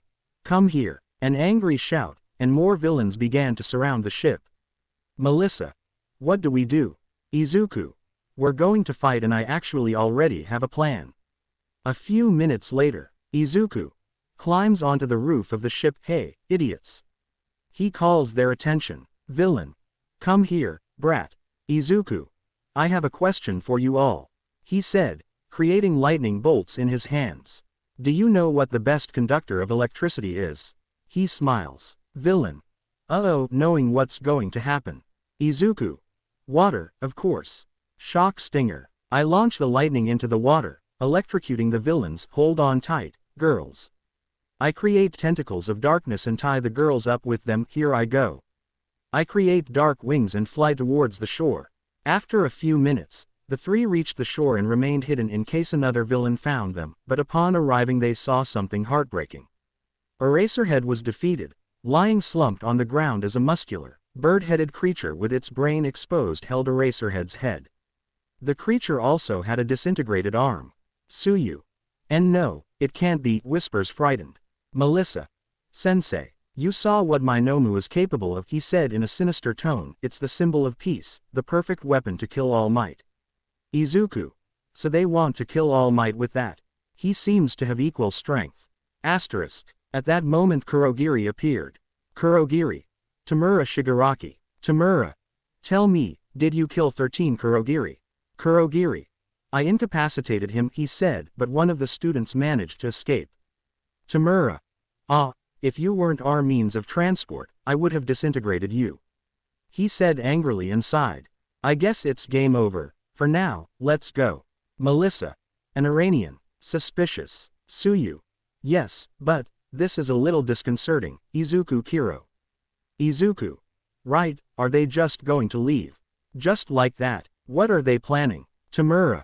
But first, he looked at the three of them and then brought his hand close to Tsuyu's face. Let's destroy its reputation as a symbol of peace. The three of them were unable to react and only saw Tamura's hand touch Tsuyu's face, but there was no damage. Tamura. You're seriously amazing. Eraserhead. I look at the hero who could barely use his quirk, but then his face was slammed into the ground by the creature, and now, where were we? Izuku leapt out of the water, his arm transformed into a claw of darkness. Izuku. Don't you dare touch her. Tamura. Nomu. The creature stood in front of him and took the blow to its stomach, but Tamura was surprised to see the Nomu retreat several meters. Tamura. What, Tsuyu? She lunged at Tamura and kicked him. Tamura. Damn it. He grabbed her leg and disintegrated her a little. Nomu. The Nomu went towards Tsuyu, hitting her so hard she flew a few meters before falling to the ground rolling. Izuku. Tsuyu. He went towards her. Melissa. She struck Tamura with OFA activated, sending him flying a few meters. The Nomu quickly went after its master. Asui. Izuku. Tsuyu, talk to me. He carries her a little. Tsuyu. Kiro. In pain, it hurts. Izuku. Hang on a little longer, ma. He saw Tsuyu's hand fall to the ground. Tsuyu. Tamura. One less nuisance standing up. The others who were at the entrance just stared in shock at their companion. Izuku. Tsuyu. He pulls her close to his chest. Please snap out of it. Tamura. By the way, your eyes points at Izuku. Izuku. His darkness emerged and began to envelop Tsuyu in it. You're going to pay for this. Black lightning began to emanate from his body. Tamura. But what? Izuku. Aghhhhh. A black tornado formed around him. Aghhhhh. Both the students and the villains noticed the large black tornado. The top part of Izuku's suit is destroyed and his darkness emerges. After a few seconds the tornado began to disappear and everyone saw Izuku, but he looked different. From his waist to his feet he was completely black and his feet now looked like claws. From his torso up his chest was bare and his shoulders were completely black and his right arm turned into a dark claw. When he opened his eyes they were now a dark purple color instead of green. He stared at Tamura who took a few steps back. Tamura. What is this murderous aura? Nomu. Kill him. The Nomu went at great speed towards Izuku. Izuku. What a nuisance. He summoned his axe. He cut the Nomu in half and it began to burn until nothing was left. Everyone watched in amazement as he defeated the perfect weapon to kill All Might as if it were nothing. Jiro. With a single cut. What incredible power. Tamura.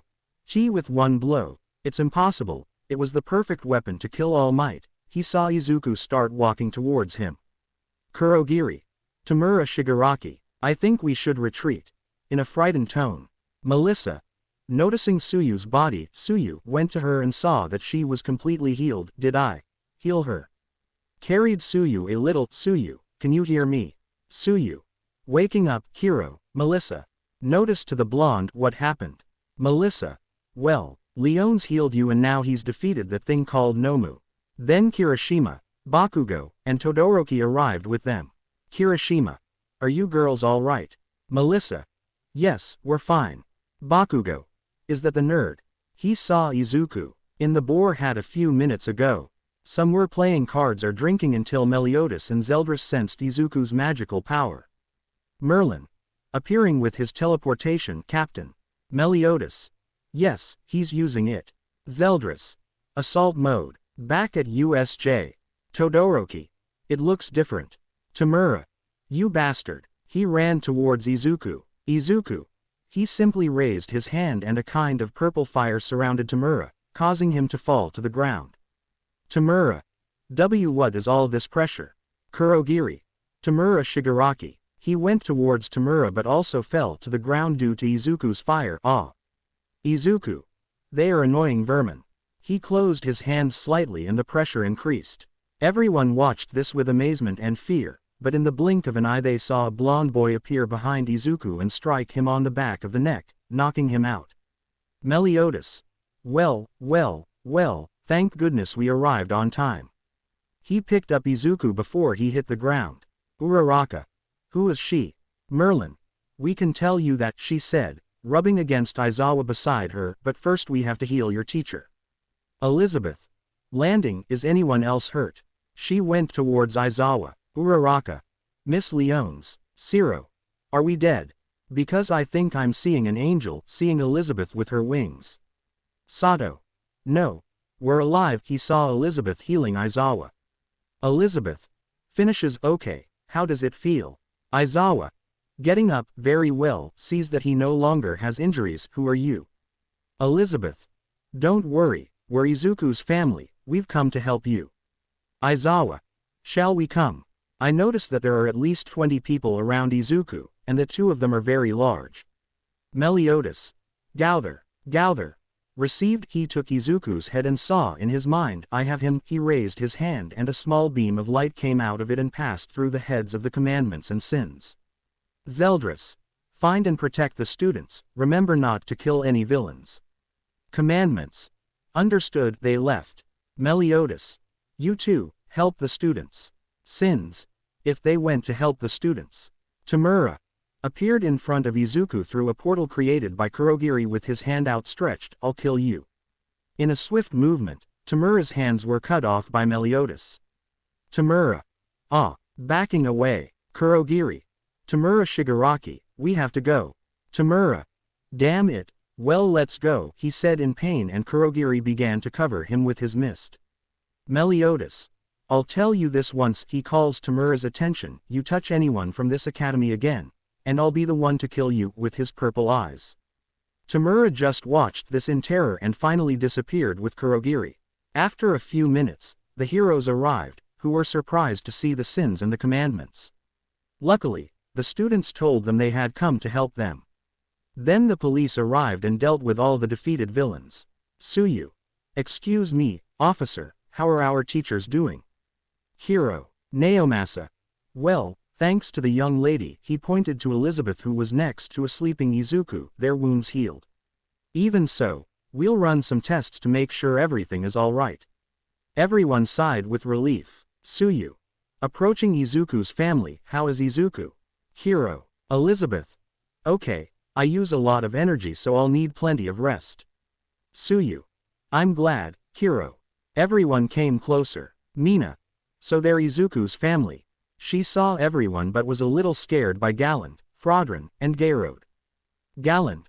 Relax, little girl, I know we're scary but we're harmless. All Might.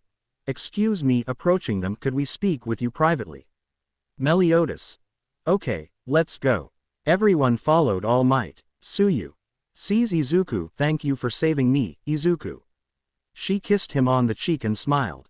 Following the incident at USJ, the students were given a few days off to recover emotionally.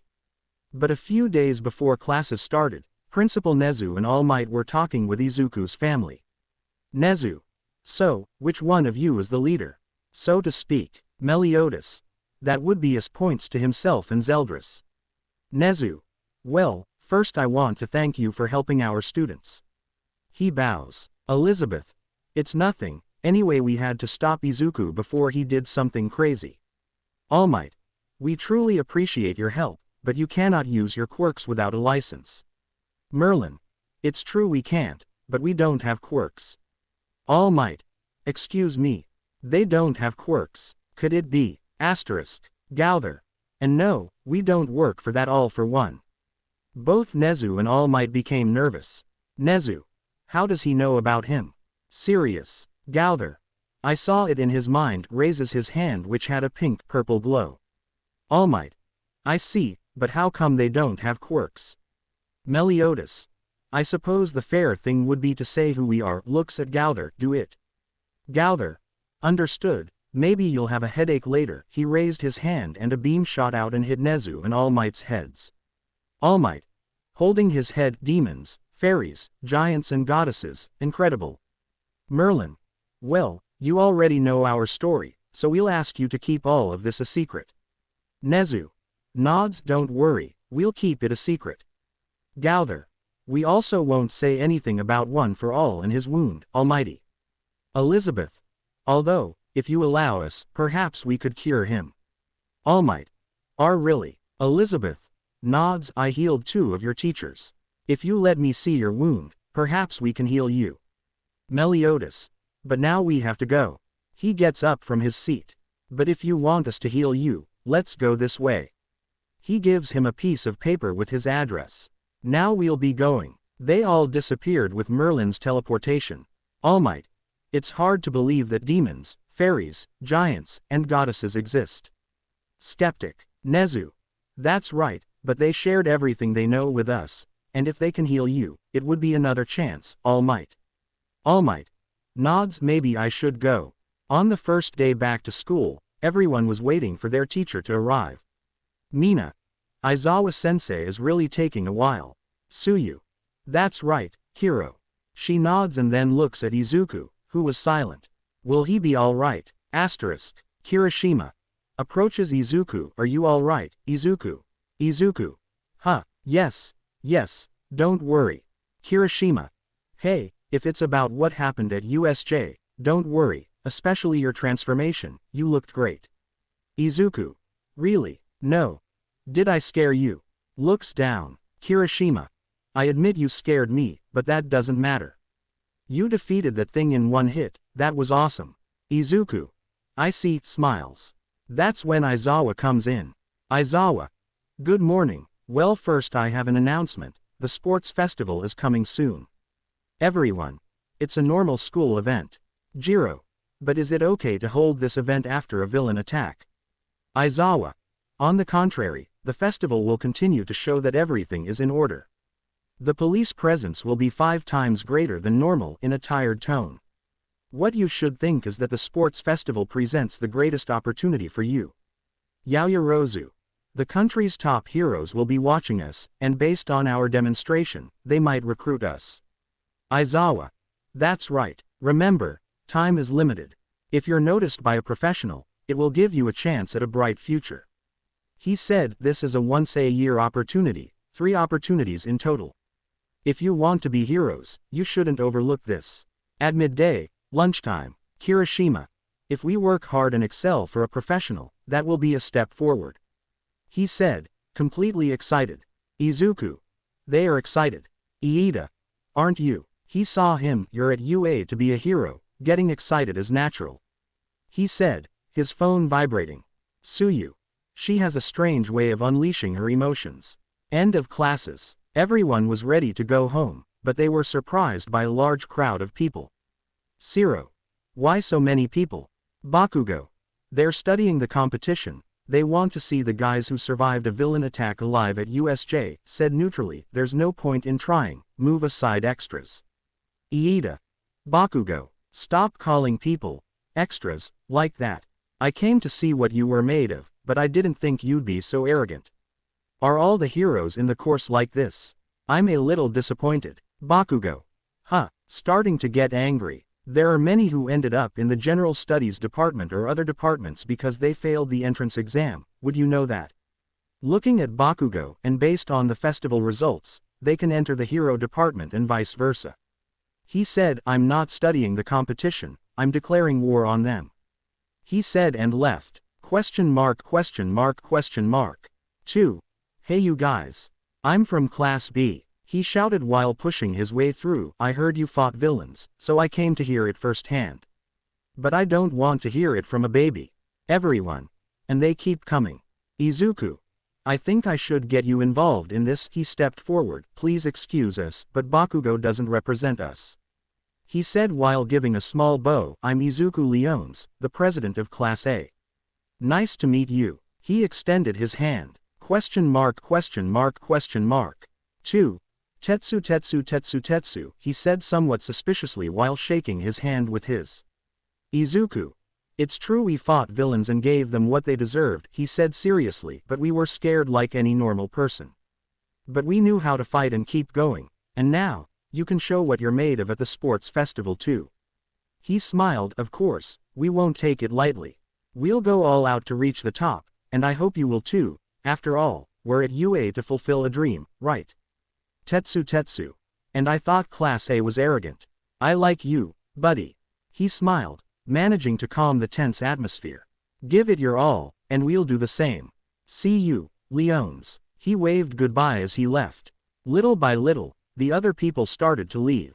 Izuku. Adios Tetsu. 2 weeks later. At that time, Izuku decided to enter with some members of his family. Now I have him and his class were waiting in the assigned room for their call time. Izuku. All right, Class A. I hope you're ready, he said while I continued waiting for the call. Mina. I wanted to wear my suit. Disheartened.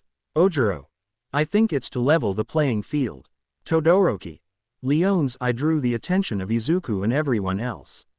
Izuku. Is something wrong, Todoroki? Todoroki.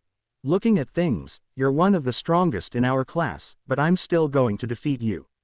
Kaminaro.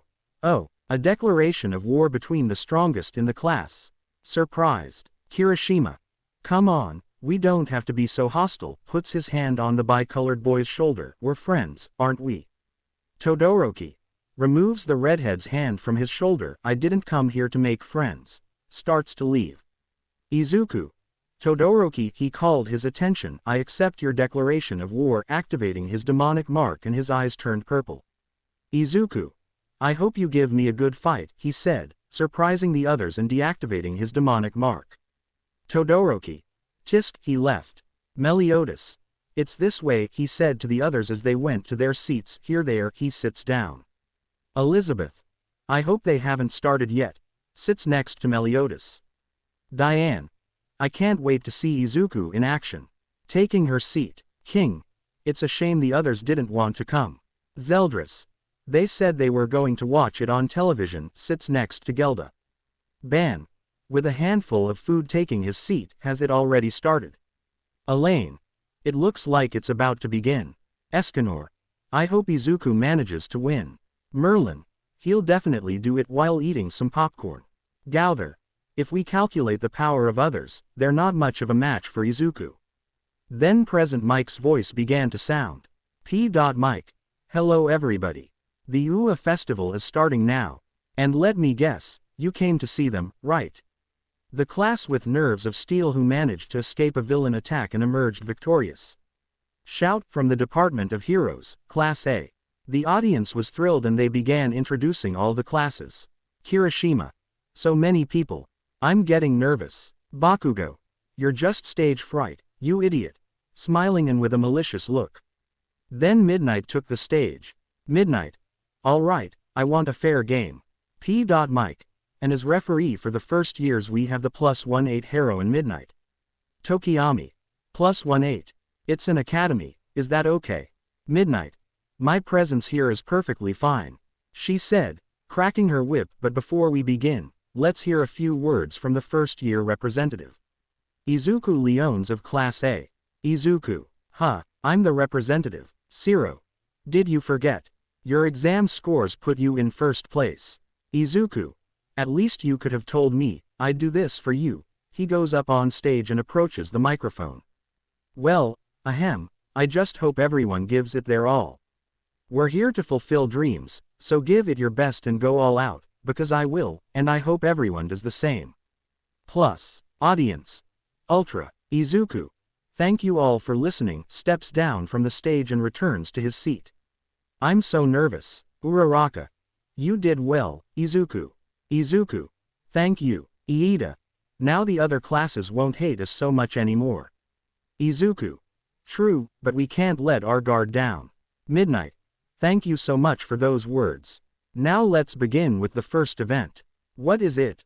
Looks at the screen. Obstacle course. Midnight. A race between all 11 classes. The route is 4 kilometers around the stadium. They can use their quirks wherever and whenever they want. Now everyone to the starting line. She said, moving her body sensually. Izuku, don't look, he said, looking away from Midnight's body. Suyu. Sees him. Is he looking at the teacher? She thought, somewhat jealous. Midnight. Are you ready? Go. Race begins. Everyone started running, but suddenly the ground froze. Todoroki.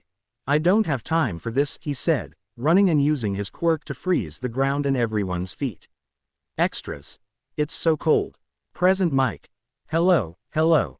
This is Present Mike broadcasting live with my friend Caterpillar Man.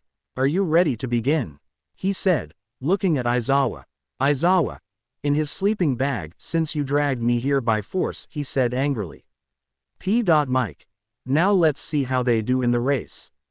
Bakugo. As if that trick would work on me, you bastard. He said, emerging from the ice with his explosions. Kirishima. I won't let you get ahead, Todoroki. Several students got off the ice and kept running. Todoroki. Obviously some of my classmates managed to get out. P. Mike. Wait. What's that? He said, noticing something on the track. Aizawa. Notices what P. Mike sees. It's Leones. He's surfing on the earth. The audience noticed that Izuku was literally surfing on land. Izuku. Thanks to Mom Diane for teaching me earthbending, smiling, although I didn't think you'd cling to me, looking at Tsuyu on his back. Tsuyu. I'm sorry, Hiro, holding onto Izuku. Izuku. Okay, just hold on tight, it's going to be a bumpy ride. Suddenly, several robots began to emerge. Izuku. The robots from the entrance exam. Mike. That's right. They're at the first barrier. Some dodged and destroyed some robots, but then the 0 points started appearing. Todoroki. What a nuisance. He sent a powerful ice attack, freezing the robot my old man is watching. Boy. He cleared the way for us. Todoroki. I don't know, I recommend them. L9 freeze in a not very balanced position, continued running. The robot began to fall, but before it touched the ground, some arms of earth caught it. Izuku. I'm going through, he said, continuing to surf on land and pass under the robot. Mike. Leon stopped the robot so the others could pass. And now he's close to the second test. Some, like Ashido and Uraraka, had already reached the second test, which was a large cliff. Mike. All right ladies, if you think the first test was easy, what do you think of the second test? I asked, you fall and you're out. We call it the fall. Izuku. Do you want me to give you a ride? He sees Asui as she approaches the cliff at high speed. Tsuyu. I'll do this, thanks for taking me. Kiro jumps and grabs the rope to start going for it. Izuku. How cute. Because he was distracted, he fell off the cliff. Ah. Uraraka. Izuku. Ashido. Is this okay? After a few seconds they saw a green and white blur appear to rise up the cliff. Izuku. That was close. Everyone stared in amazement, then they saw his angel wings. Mike. Someone pinch me. Did he die and are we seeing an angel? Ouch. He saw Aizawa pinch him. Hey. Aizawa. You asked for it, and he's not dead, he just used his energy to manifest those wings. Ashido. Now you're an angel. Looking at Izuku. Izuku. I'd like to talk, but I have to go. He started flying towards the third test. Some, like Todoroki and Bakugo, would have already reached the final test. Mike. And we've reached the final test. The minefield. Watch your step, guys. Todoroki. I see, this obstacle was made to slow down the one in the lead. He started walking carefully across the field. Bakugo. Ha ha ha, this is nothing to me. Uses his explosions to cross. You declared war on the wrong guy. Mike. Bakugo takes the lead. These tense moments are, wait, what's that? Izuku flew over both of them at great speed. Izuku. Goodbye, he smiled and continued flying.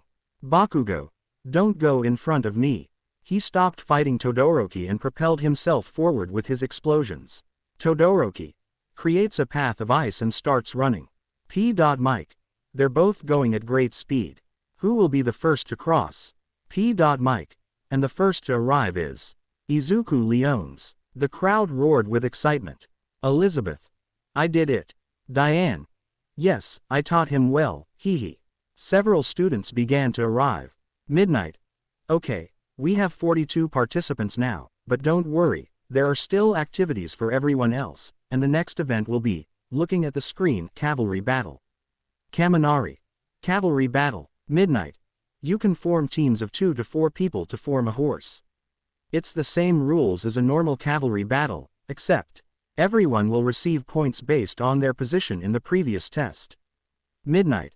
The number of points will be worth 5 and will go up to the first place, which has 10 million. Izuku. What? Midnight. If I were you, I'd go for first place. Welcome to our survival game. Everyone glared at Izuku with murderous looks. Izuku activates his demonic mark, come if you dare, smiles. The cavalry battle had ended with Izuku's team in first place, Todoroki in second, Bakugo in third, Shinso in fourth, and Melissa's team in fifth. Now everyone was resting before the fighting began. Diane. Well done, Izuku. Izuku. Thank you, smiles. Elizabeth. Come on, eat, she said, giving him lunch. Izuku. Thanks, started eating, and by the way, where are the others? Zeldris. They said they'd see you on TV. Izuku.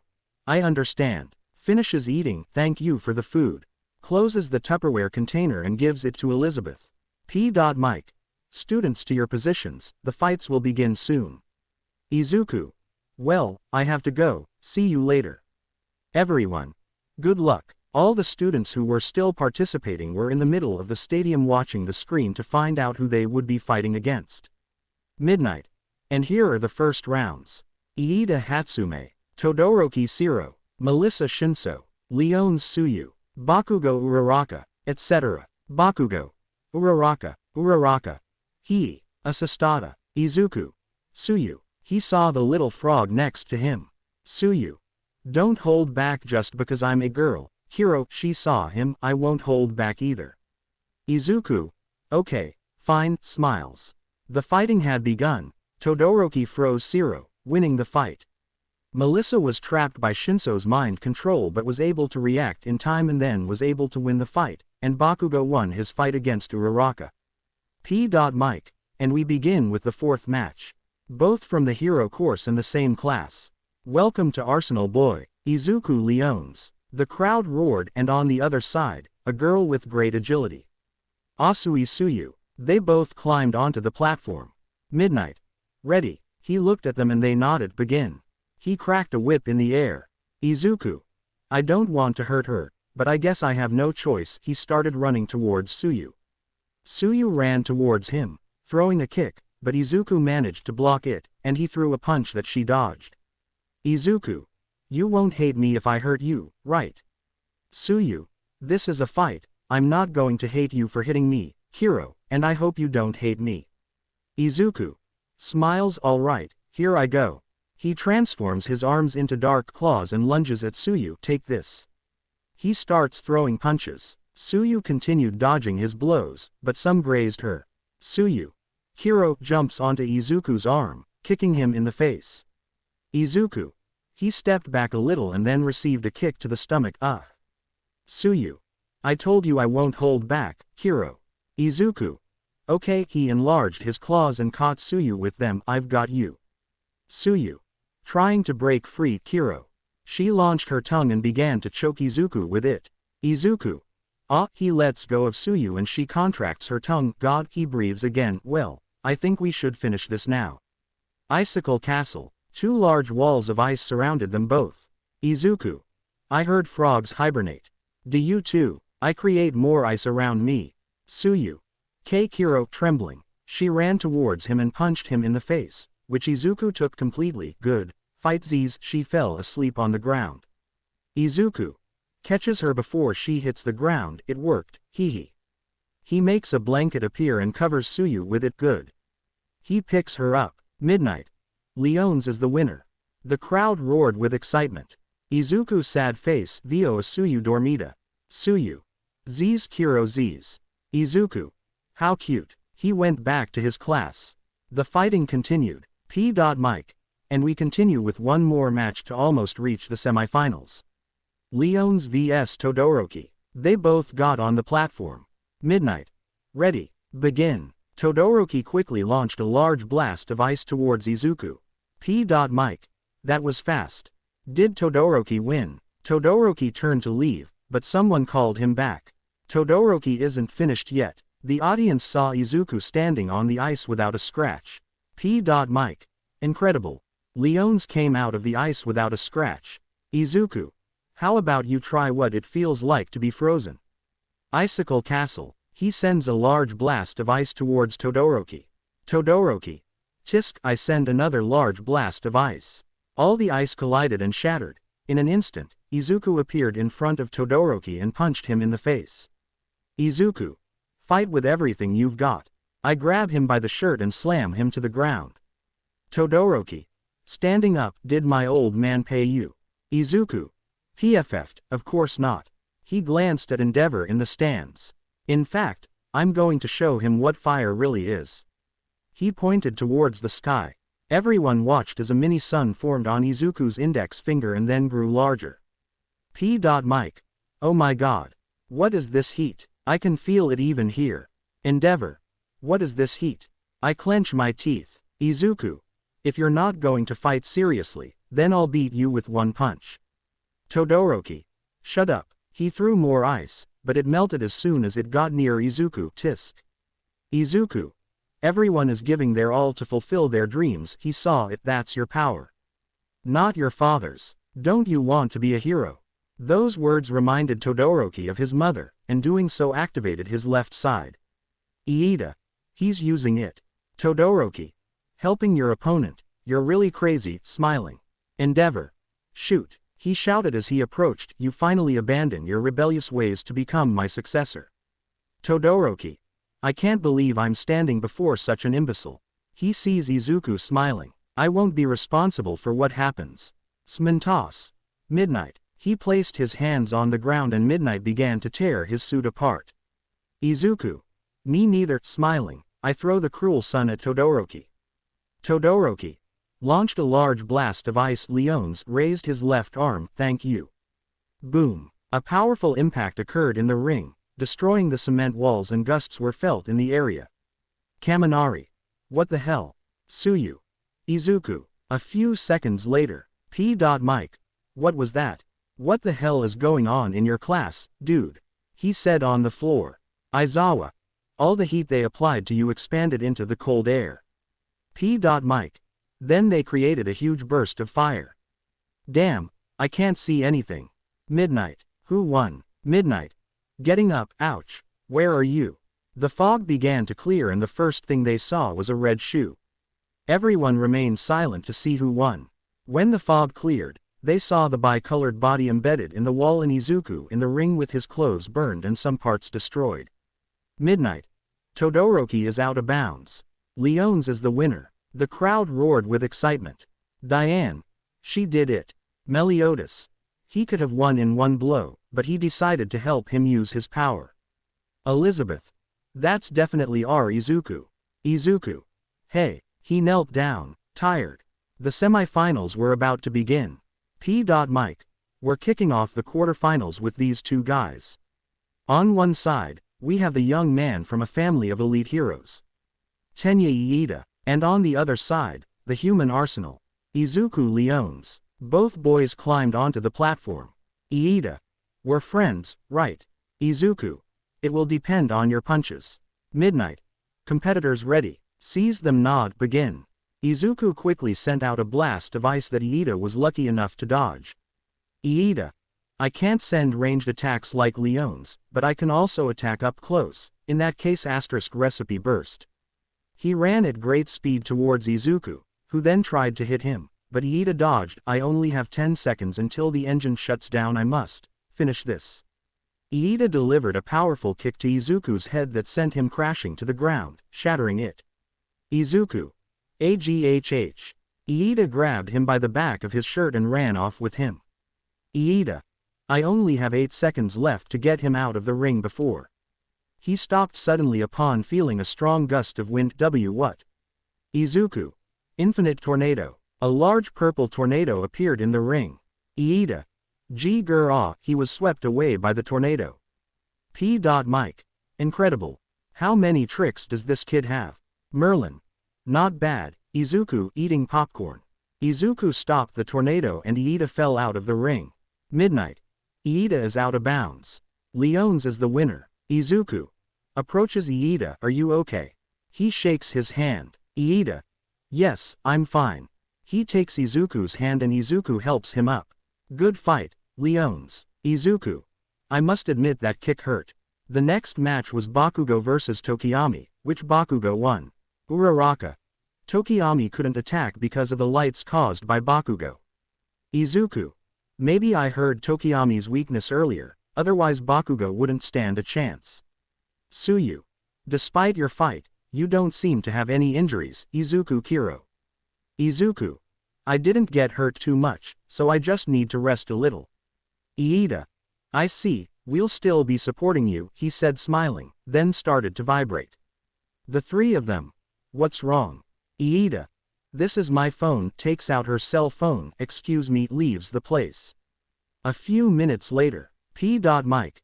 And we're starting with the finals. Two of the best students among the freshmen at UA. Arsenal Boy Izuku Leones vs the Walking Detonator Katsuki Bakugo. They both climbed into the ring and looked at each other seriously. Bakugo. You better fight with everything you've got. Izuku. Well, I hope it's worth it to go all out. Midnight. And, let's begin. Bakugo quickly gained the upper hand against Izuku with his explosions. Bakugo.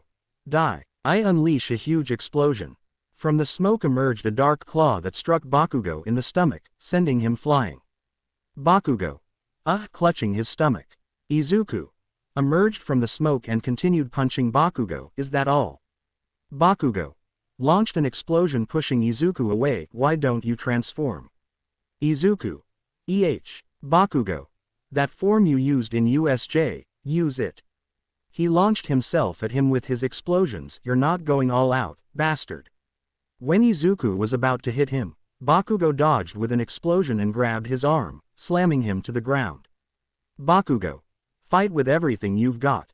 He began to unleash several explosions on Izuku, burying him in the ground. Mike. That kid really goes all out. Uraraka. If he keeps this up, he'll kill him. Bakugo continued to cause explosions. Bakugo. You're useless, just like that frog girl. As midnight was about to release its smoke, an aura of death was felt in the stadium. Bakugo was about to unleash another explosion, but Izuku's hand caught it and squeezed. Izuku.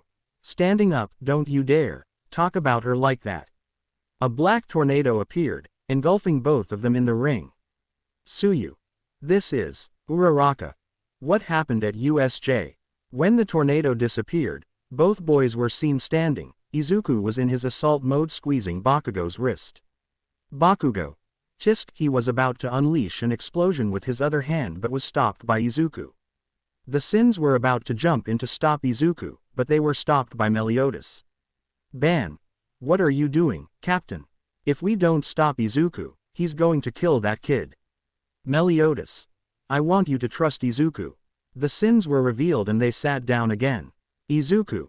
Approaches Bakugo. It's a shame for you. Bakugo. Izuku.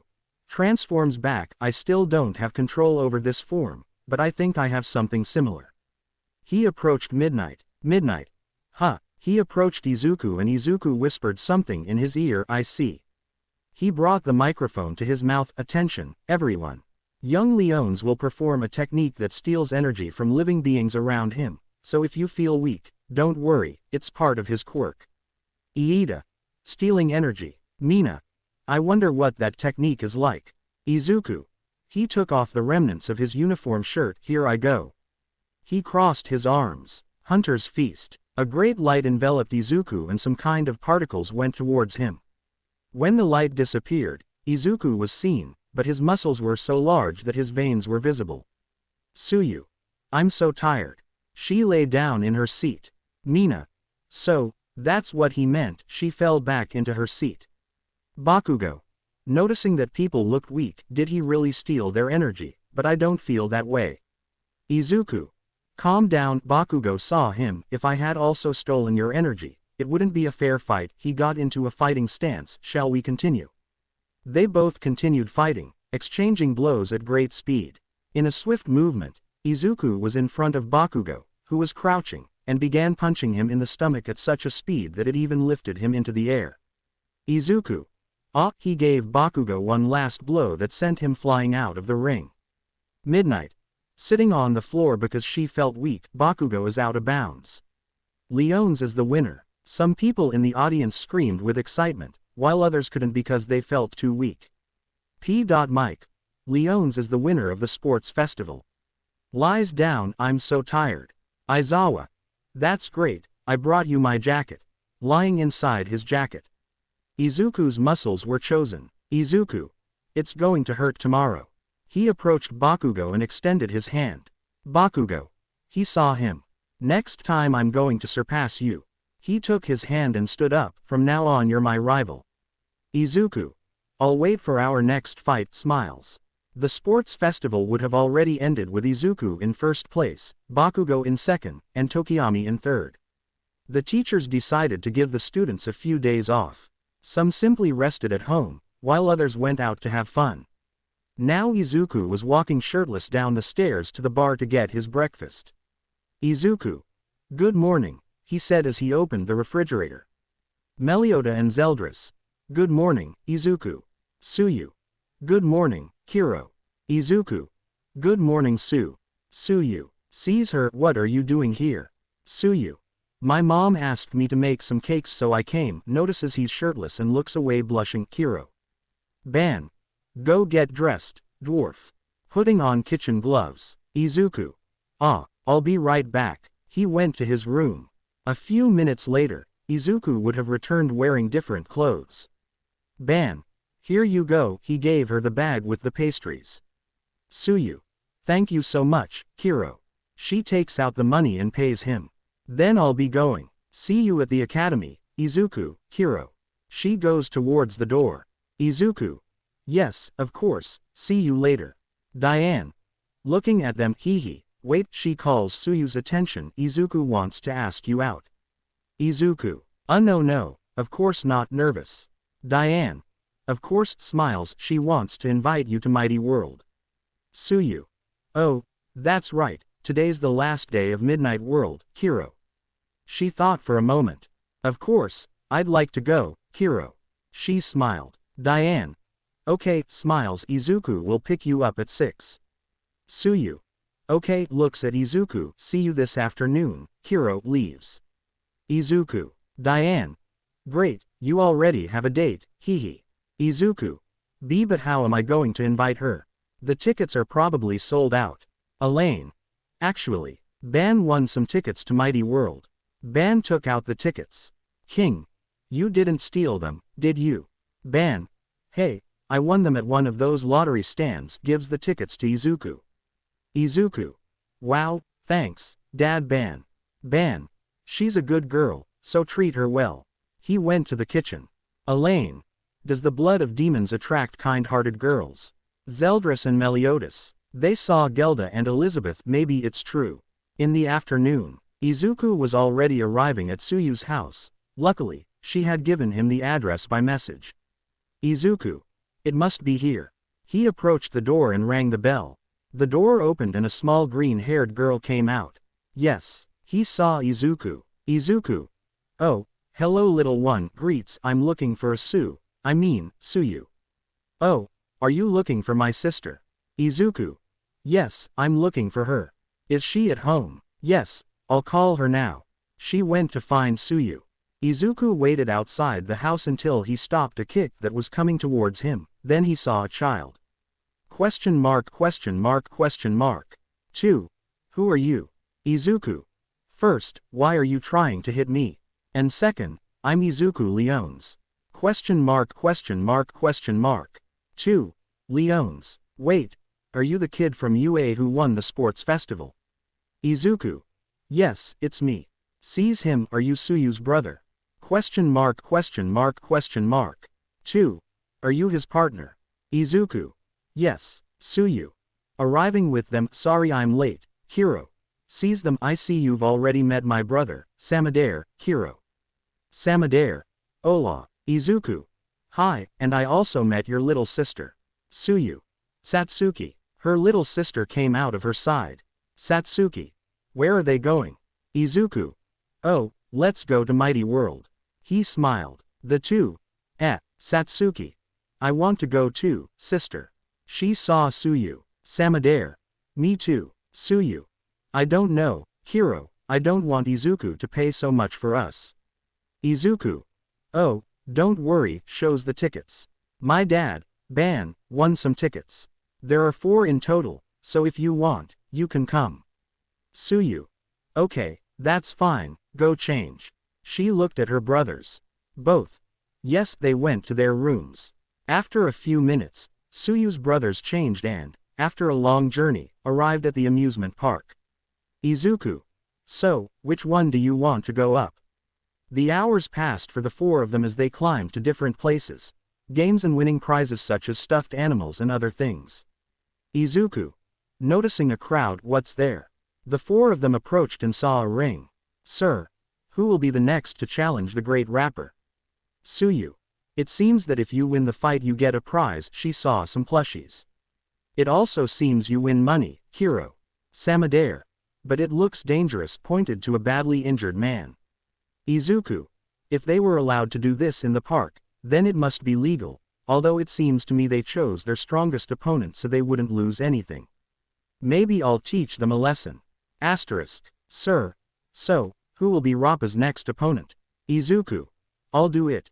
He raised his hand and everyone saw him. Tsuyu. Are you sure? Hero. Izuku. Very confident, smiles, don't worry, I'll be fine, approaches the ring and gets in. Sir. Okay kid, sign this, shows a contract, we will not be responsible in case of injury or death. Izuku. Okay, reads the contract, it seems fine, signs. Boy. That boy is too skinny, he'll never beat him. Sir. I hope they don't kill you. Satsuki. Will Mr. Izuku be alright? Tsuyu. Of course, I hope so. Hero. Izuku took off his shirt and folded it, then gave it to Samadare. Izuku. Take care are we? Samadare. Okay, I take the shirt. Sir. Okay, let's begin. He looked at both of them, ready. Rappa. I hope you give me a fight. Izuku. That's what I should be saying. Sir. And, begin. Rappa quickly approached Izuku and began to deliver blows at high speed. Rappa. Fight. Tsuyu. Izuku. Everyone saw Izuku quickly move his right hand. When Rappa stopped throwing punches, his fingers were completely broken. Rappa. What? Izuku. Is that all? He saw Rappa. Rappa. Grr. Ah. He headbutts Izuku. He just put his hand out and Rappa went flying, ending up unconscious on the ropes of the ring. Everyone was shocked to see how easily Izuku defeated him. Izuku. Did I win? He saw the man. Sir. Ah yes, here you go, he gave him an envelope with 15,000 yen. Izuku. Can I have those plushies too, please? He pointed to a rabbit, a Yoshi, and a frog that was a little bigger than the other two. When she received the plushies, she went down to the ring and joined Tsuyu and her brothers. Izuku. Here you go, he gave the rabbit to Satsuki, the Yoshi to Samadare, and the frog to Tsuyu. Samadare. That was incredible. You beat him easily. Tsuyu. How did you do that? Hero, surprised. Izuku. I've been training a lot since I was 5, hehe. He took his shirt and put it on. Well, it's late, I think we should go. After a long journey they arrived at Tsuyu's house. Tsuyu. Come in, she said, opening the door, please leave her on the sofa. She saw Izuku carrying Satsuki. Izuku. Okay, I put her on the sofa, ready. Samadare. I'm going to bed now, yawned and went to her room. Izuku and Tsuyu left the house. Tsuyu.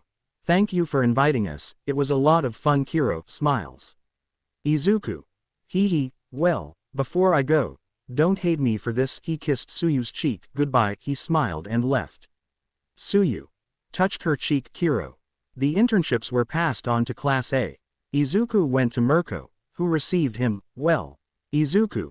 Entering Mirko's office, good, stops a kick aimed at his face. Afternoon. Mirko.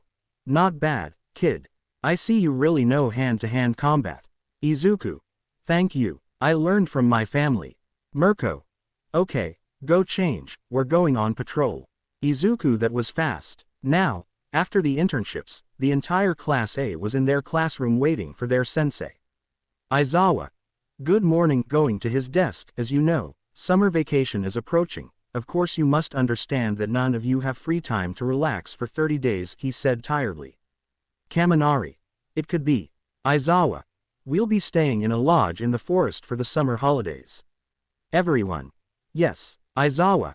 However, if any of you fail the exams, you'll be locked in a hellish school. He said threateningly. Everyone. Let's do our best. 1 week until the test. Kaminari. I haven't studied at all. The boy in 20th place shouted desperately. Zero. They really have it tough. 12/20ths. Ashido. I thought you were one of us. 19/20ths. Izuku. Ashido. Kaminari. Give it your all. We're all going to camp, right? 1/20th. Iida. Yes, I support 4/20ths. Todoroki. If only you attended classes regularly, you wouldn't fail, said 5/20ths. Kaminari. Think about what you say. Izuku. The written test is about what we've covered in class, but I'm a little worried about not knowing about the practical test.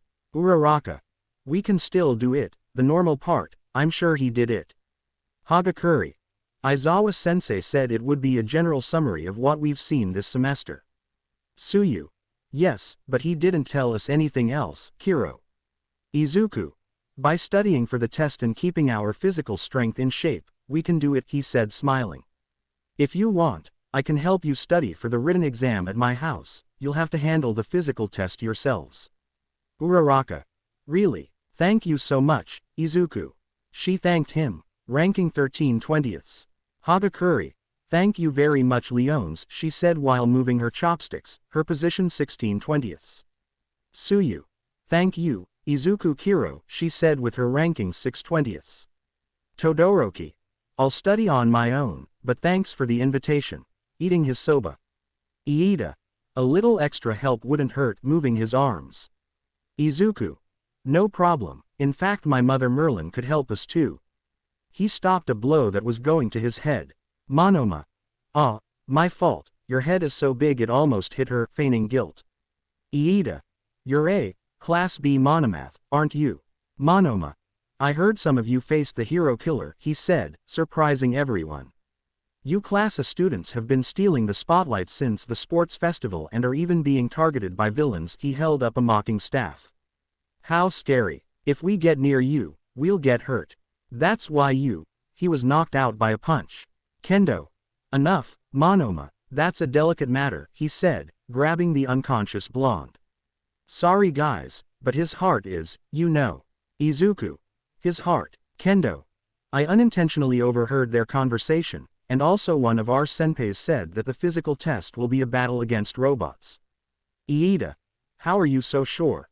Kendo. They did it last year, he said simply. Izuku. I see, so that way we can use our abilities without hurting anyone. Monoma. Well done, Madam President, you gave information to the enemy, he said, barely conscious. Kendo. They are not the enemy, I'm telling you for the last time, I reproached him as he dragged himself away. Mina. By the way, Tsuyu whispering to her, you two looked really cute together, hee showing a picture of Izuku and Tsuyu in Mighty World. Tsuyu. Kiro. Sanrohata. Izuku. So this weekend we'll be at my house to study, ignoring Kendo and Monoma, I just hope my moms don't embarrass me. That's how the weekend went for Izuku and his friends, who spent it studying, with Izuku enduring the embarrassment his mothers put him through. Now everyone was outside the academy, where the students were about to begin the practical test. Aizawa. Just like with the written exam, you can fail this one too, so I hope you perform well if you want to go to the training camp. Mina. Yes, let's fight robots. Aizawa. Yes, that's why we decided to change it. Everyone. Nezu. Coming out of Aizawa's scarf, for this test, we decided to invite some special people. Everyone. Special. Then the ground began to shake. They all looked in one direction, seeing at least 20 silhouettes approaching. When everyone arrived, especially Izuku, their mouths opened in shock. Nezu. Welcome the 7 deadly sins and the 10 commandments. Nezu. For your tests, you will have to fight one of them. Iida. But director, is it okay for citizens to be taking the UA tests? Nezu. Oh, don't worry, smiled. Believe it or not, they already have experience in combat. I'd even say they're stronger than All Might. Everyone. Izuki. Uraraka. Stronger than All Might. Tsuyu. Asperin. Son La Familia de Izuku. Everyone saw Izuku. Siro. Sirio. Izuku. If that's true, he went with his family, this is my family. Bakugo. Wait, did they say stronger than All Might? Izuku's family nodded, and what makes them so special? He growled. Nezu. Bueno. Meliodas. We all have many years of experience, kid. Mina. How old are you? Curious. Merlin. If I remember correctly, at least 20,000 years. Everyone remained silent. Caminera. Ha. Good joke, was it a joke? No. Diane. Nop. Nezu. I think it would be best to explain to them. Aizawa. All right, just let me tell you that everything you've heard must not leave your mouths. Everyone nods. Nezu. Okay, now for the explanation. A great explanation followed. Now everyone except Izuku was pale and trembling, for now they knew they were going to face demon kings, goddesses, fairies, and giants. Nezu.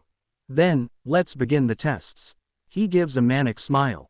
Cookies. A little 3-year-old Izuku was sneaking towards the kitchen to try and grab a cookie. Upon arriving, he saw the jar of cookies and tried to reach it without success. After a few minutes, he had an idea to reach it. Izuku. With his small strength, he pulled a chair towards the cupboard. He climbed on as best he could and, stretching out his little arms, took the jar. Yes. When I got down from the chair I heard footsteps towards him. He quickly left the kitchen and hid under one of the bar tables. Izuku, with his little strength, he opened the jar and began to eat the cookies. Elizabeth. Izuku. Looking for him. Where are you? Izuku hid the jar and left his hiding place, heading towards Elizabeth. Elizabeth. Oh, there you are. Picks him up and throws crumbs on his face. So it was him. He didn't you see the cookies? I can't find them. Izuku. Shakes his head. No. Elizabeth. Are you sure? She kisses his cheek. Because you have crumbs on your face. Izuku. Elizabeth. Izuku. Did you eat them? Izuku. I'm sorry. Looks down and sobs. Elizabeth. Calm down. I won't get angry if you tell me where they are. Izuku. There points to the table. Elizabeth approached the table and took out the jar of cookies. Elizabeth. Well, at least you didn't finish them all. Looks at Izuku, but you still need a punishment. A few minutes later, Diane, King, Ban, and Elaine were returning from the market when they entered and saw Izuku sitting in a corner drawing. Elaine. Why are you there, Izuku? She approached him. Izuku. I was bad, punished drawing. Diane. Punished. Elizabeth. Coming out of the kitchen, took the jar of cookies and ate some without permission. Elaine. Oh, I see. Smiles. Game. Izuku. Mom Eli pulling Elizabeth's skirt. Elizabeth. What's wrong, Izuku? Izuku. Play with me. Elizabeth. Okay, what do you want to play? Izuku. I'm hidden. Elizabeth. Okay, but we need more people. Izuku. Oh, he went to Merlin's room and knocked on the door. Mommy Merlin. Merlin. Opens the door and sees Izuku. Oh Izuku, what's wrong? Izuku. Let's play. He took her hand and they went to Elizabeth. After a few minutes, Izuku was able to gather his whole family to play. Gelda. Well, you count Zell. Zeldris. Ah. Okay, closed his eyes. 1, 2, 3, 4. They all quickly went to hide until Zeldris finished counting. Zeldris. 8, 9 and 10 started searching.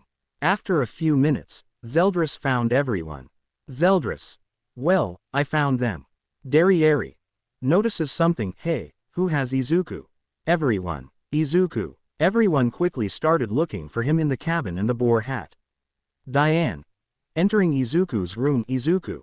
She hears snoring from the closet. Izuku. She opens the closet and sees him asleep. Thank goodness.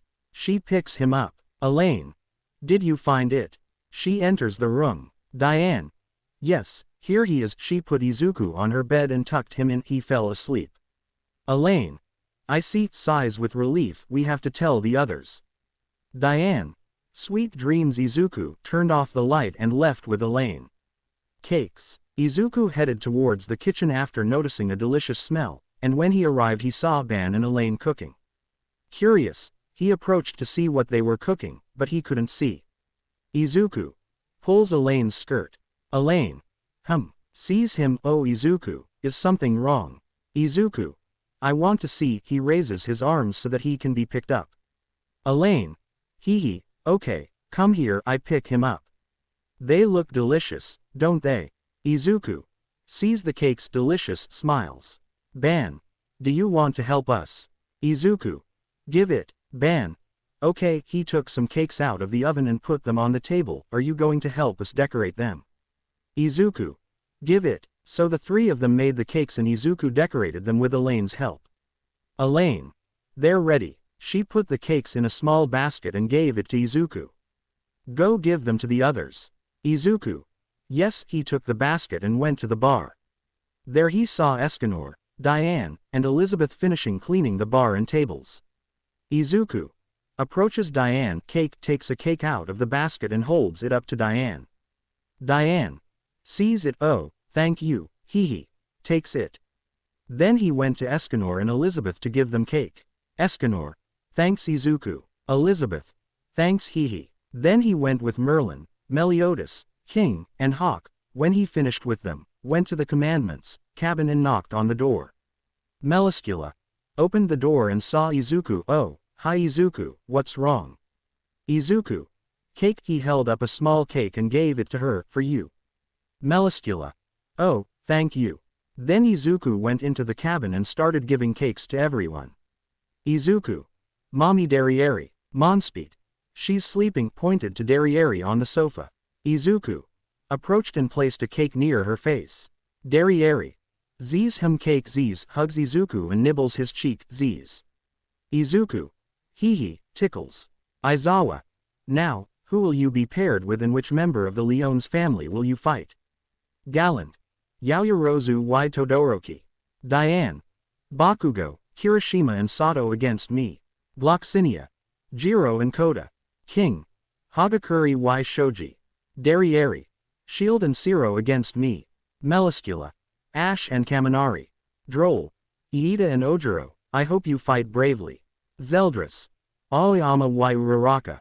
Meliodas, Asui y Tokiyami. Aizawa.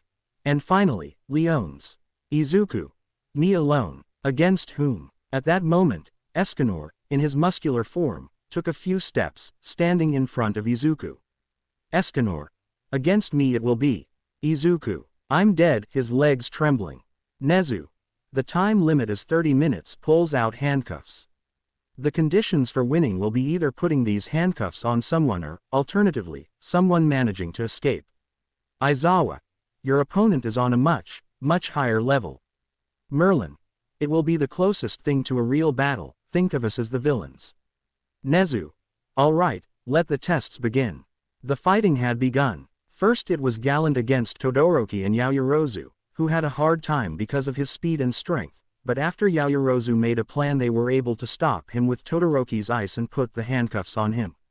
Bakugo, Kirishima, and Sato went against Diane, in her human size, who created several earth golems that went against the three of them, but thanks to Bakugo's explosions, they were able to win.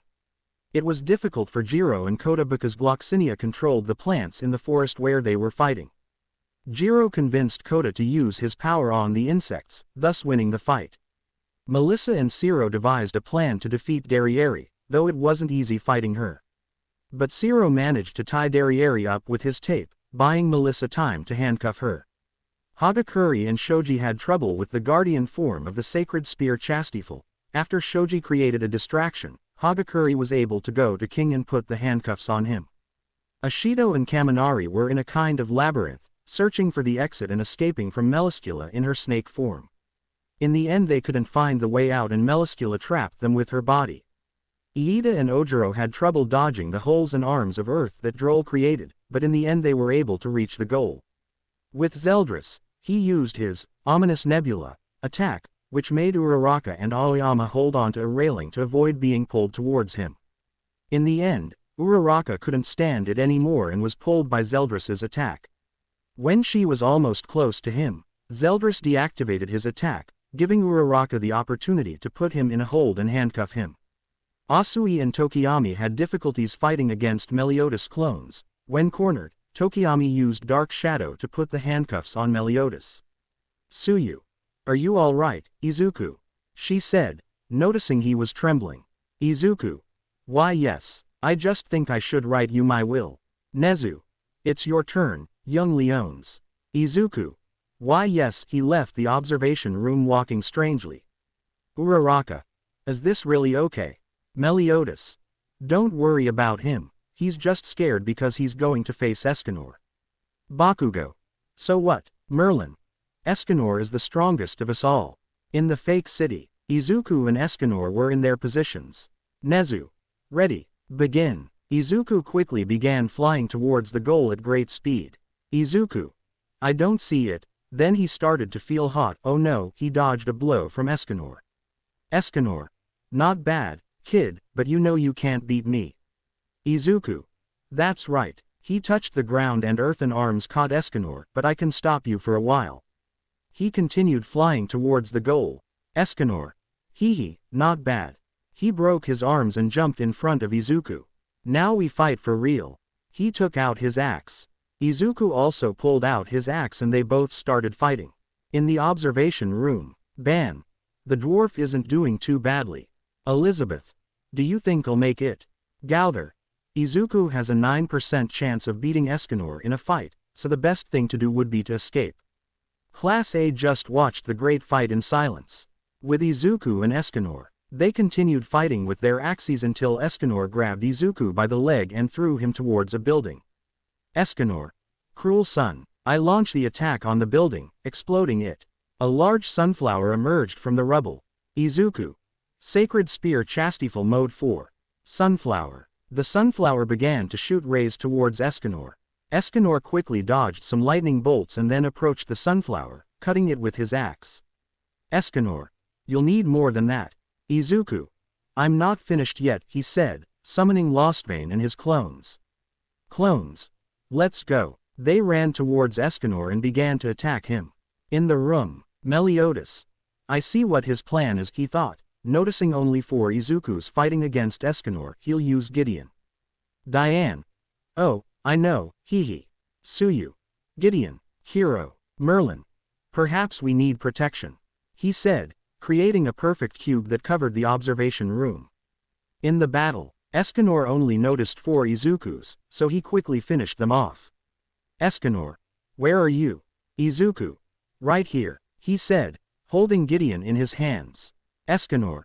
You know you can't beat me, Izuku. Izuku. I know, but it's worth a try, he said as he began to spin the Gideon hammer above his head. Mother Catastrophe. He yelled, slamming the hammer into the ground. The ground began to crack and the earth began to rise. Escamoy. I see, then I'll unleash my best attack too, raises his axe upwards. Sunlight. A great sun was created above Escanor. Izuku and Escanor. Ag. They launched their attacks. A huge explosion was created at the site. In the room, everyone was shocked to see both attacks. Melissa. Is this the power of a deadly sin and of Leon's? Kirishima. He's so manly. Shocked. Meliodas. Well, haha, and that wasn't even the true power of a sacred treasure. Mina. Incredible. In the fake city, Izuku and Escanor emerged from the rubble, injured. Izuku activates the commandment of piety and goes towards Escanor. Aghh. Escanor. Cruel son. I throw the sun towards Izuku. Izuku. Ah. He stopped the sun with Lostbane. G-gur. Counterattack. He returned the sun towards Escanor. Escanor simply dodged it, and they both stared at each other. Escanor. Haha fine. You win, he said, and Izuku put the handcuffs on him. If we kept fighting we would have destroyed all of you. Haha. Nezu. Young Leones is the winner. Izuku. Great. He fainted and Escanor caught him before he hit the ground. After the tests, the students were given a few days to rest before going to camp. After a few days, both classes A and B were waiting for the buses that would take them to the camp. While they waited, Monoma approached Class A. Monoma. Class A needs supplemental classes too. Does that mean someone failed their grade? Aren't they supposed to be better than Class B? He was knocked out by Kendo. Kendo. Sorry, picked up Monoma and left. Kaminari and Kirishima. Looks like the older sister from Class B***. Reiko. Don't listen to Monoma. Setsuna. A lot happened at the sports festival anyway. Congratulations Class A. Yui. Nodded silently. Aizawa. Alright, the bus is here, everyone get on. They all got on the bus and left. Mina. Sitting next to Izuku. It seems you haven't slept, Izuku. Izuku. Something like that. I was really excited about the camp so I didn't sleep much. Z's. Mina. He fell asleep. She saw him and thought of an idea. She went to Suyu who was next to Jiro. Hey Su, can we switch seats? Suyu. Okay, Hiro. She got up and went to Izuku. He's asleep, Hiro. Izuku. Z's. He shifted slightly and leaned back against Suyu. Suyu. Hiro, smiling, she lay down on Izuku and fell asleep. After a long journey, they had arrived at their destination. Everyone started getting off the bus, some stretching after sitting for so long and others waking up. Kaminari. Wait, is this a bus stop? Uraraka. Where is Class B? Aizawa. We didn't stop here for no reason. Eraser. It's been a while, said a blonde girl. Mandalay. We rock with sparkling eyes. Pixie Bob. Beautiful, gorgeous, singer. Both. The very, very wild ones. Pussycats. Aizawa. Students, I present to you the professional heroines, the Pussycats, in a tired tone. Izuku. The veteran heroines. He was taken by a Pixie Bob's leg. Pixie Bob. I'm 18 at heart, shows claws. Izuku. You're 18. Kaminari and Kirishima. Seems desperate. Mandalay. This whole area is more or less in our domain, he said, pointing to the forest. The place where you will be staying is at the base of that mountain. Uraraka. Huh, then why did we stop halfway? Confused. Sato. Don't tell me that. Siro. Shall we go back to the bus? He turned around. Mandalay. It's 9:30, kittens that don't arrive before 12:30 won't eat, she said smiling. Kirishima. Oh no, Ashido. Let's go back. Kirishima. To the bus. Terrified scream. Aizawa. Sorry guys, suddenly Pixie Bob stood in front of the class, but camp has already started, he said as almost everyone was dragged downstairs. Izuku. That was close, he said, dispelling the earth dome he used to avoid being dragged away. Are you okay, Suyu? Suyu. See Kiro. Mandalay. Hey lovebirds, you need to come down. Suyu. Okay, Hiro, she said, jumping towards the others. Izuku. I'd better go to the bus. He said, turning around, but was grabbed by his shirt and pulled up. You're going too, brat. Izuku turned around and saw Ban. Izuku. Papa Ban. Ban. Now Elaine, I throw Izuku upwards. Elaine. Yes, I send a gust of wind that sends Izuku and his companions flying. Ban. That brings back memories. He smiled. With the class, everyone started to get up. Mandalay. Feel free to use your quirks on our private property. She said from above, you must pass through the forest of magical beasts. Izuku. Forest of magical beasts. Kaminari. Sounds like something from Dragon Quest. Suddenly a beast appeared in front of everyone. Kota. Calm down, beast, and back off, please. He said kindly, but the beast ignored him. Izuku. Kota's quirk isn't working. He said, then saw that it was made of dirt. I see, it's Pixie Bob's quirk, he smiled. Hey, Pixie Bob. Pixie Bob. Izuku. Let me show you true earthbending. He started walking towards the beast and saw more of them emerge. Hey, you guys better back off. Everyone moved a little further away. Izuku. This is the power of the giant's creation. He touched the ground and several pillars of earth began to rise from the ground, destroying the beasts. The two pussycats and Aizawa were astonished. Pixie Bob. Who is this kid? Not even I, with all these years of quirk control, can do something like that. Ban. He likes to show off sometimes. Elaine. I wonder where she got that from. I smile with a drop of sweat. Izuku. On top of a pillar he saw his class. Did he take them? Class A. Yes. The ground beneath the classroom rose up and they went in the direction of the cabin. Izuku. Don't be late, he told his teacher and the pussycats goodbye. He left with his class. Pixie Bob. I want that boy for myself, I'm getting excited. Mandalay. Vamos Kota. Kota. What idiots. 1 hour later at the camp. Izuku. You're finally here, he said to his teacher and the pussycats wearing an apron. I hope you don't mind, but I used the kitchen. Mina. Eating this is the most delicious thing I've ever eaten. Pixie Bob. Honestly, we thought you'd arrive later. I didn't think just one of you could destroy my earth beasts, or even destroy them in a second. She saw Izuku and pointed at him. I can't wait to see you in 3 years. She lunged at Izuku. Aizawa. Mandalay, was she always like this? He points at the blonde girl. Mandalay. She's at that age to get married. Izuku. Speaking of age. He was grabbed by Pix's paw. Pixie Bob. What about that? He said threateningly. Izuku. I was wondering, who's the kid? He points at Kota. Mandalay. Osmi sobrino Kota. Saluda Kota. Izuku se acerco a Kota. Izuku. Nice to meet you, I'm Izuku Leones from the hero course. He extended his hand, but Kota hit Izuku in the groin. Iida. Caught Izuku Leones. You evil nephew. Why are you doing that to his scrotum? Kota. I'm not going to act like an idiot in front of losers who want to be pathetic heroes. Iida. Act like an idiot. How old are you? Bakugo. Hey brat smiled. Todoroki. He looks like you. Bakugo. Huh, it doesn't look like my half and half. Todoroki. Calm down, it was a joke. Aizawa. Enough. Go to the bus to unpack, I order. Once you're settled in, take a bath and rest, because tomorrow the real training begins. The next day, Class B. Improve our gifts. Vladking. Class A must have already started, let's go, he said, starting to walk. They've already had their moment to shine, it's our turn now.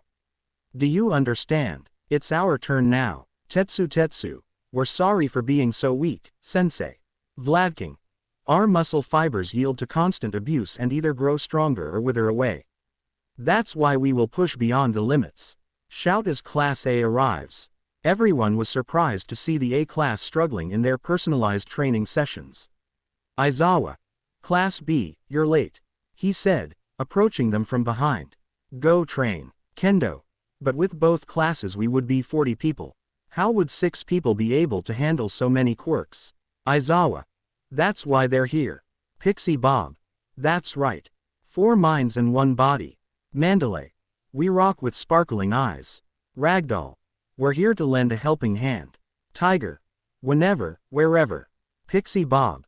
Cute, Cat, and Sting. Pussycats. The very, very wild pussycats. Ragdoll. My quirk. Search, lets me observe and monitor over 100 people at once. Their location and weaknesses too. Pixie Bob. My Earth quirk allows me to create a training ground for each of you, she said, pointing at Uraraka rolling downhill in a plastic bubble. Mandalay. And with my telepathy quirk, I can advise and instruct several people at once. Tiger. And I'm in charge of kicking, humiliating, hitting, and other services, said with a terrifying aura. Everyone. That's wrong in every way, they thought, scared. Tiger. Those with power-up abilities, come with me. Tiger's training starts now, he said in a terrifying manner. Everyone. How scary. Asterisk. Tiger. I want to hear their motto, plus ultra. Everyone. He's the only pussycat in the wrong genre and style. Aizawa. Also, Leon's family is there to help, pointed to a spot. Class B looked towards the location and saw Izuku fighting against Derriere, Gallant, Ban, and also dodging earth arms created by Droll. Class B, we're dead. Afternoon 4 p.m. Ragdoll. Ha ha ha, you're all so raw. Pixie Bob. I hope you're hungry because Mr. Ban offered to cook for you. Ban. Even so, I'm going to need help preparing the ingredients. Everyone. Yes sir. Izuku. Come on, Class A, you've already tried my food, but not the one from the person who taught me, pointed at Ban. Class A. We will help, animated. Aizawa. What a way to cheer them up. Minutes later everyone prepared the ingredients and Ban began cooking with the help of Izuku and some students. After a few minutes they finished the meal. Ban. I hope you like it. Everyone.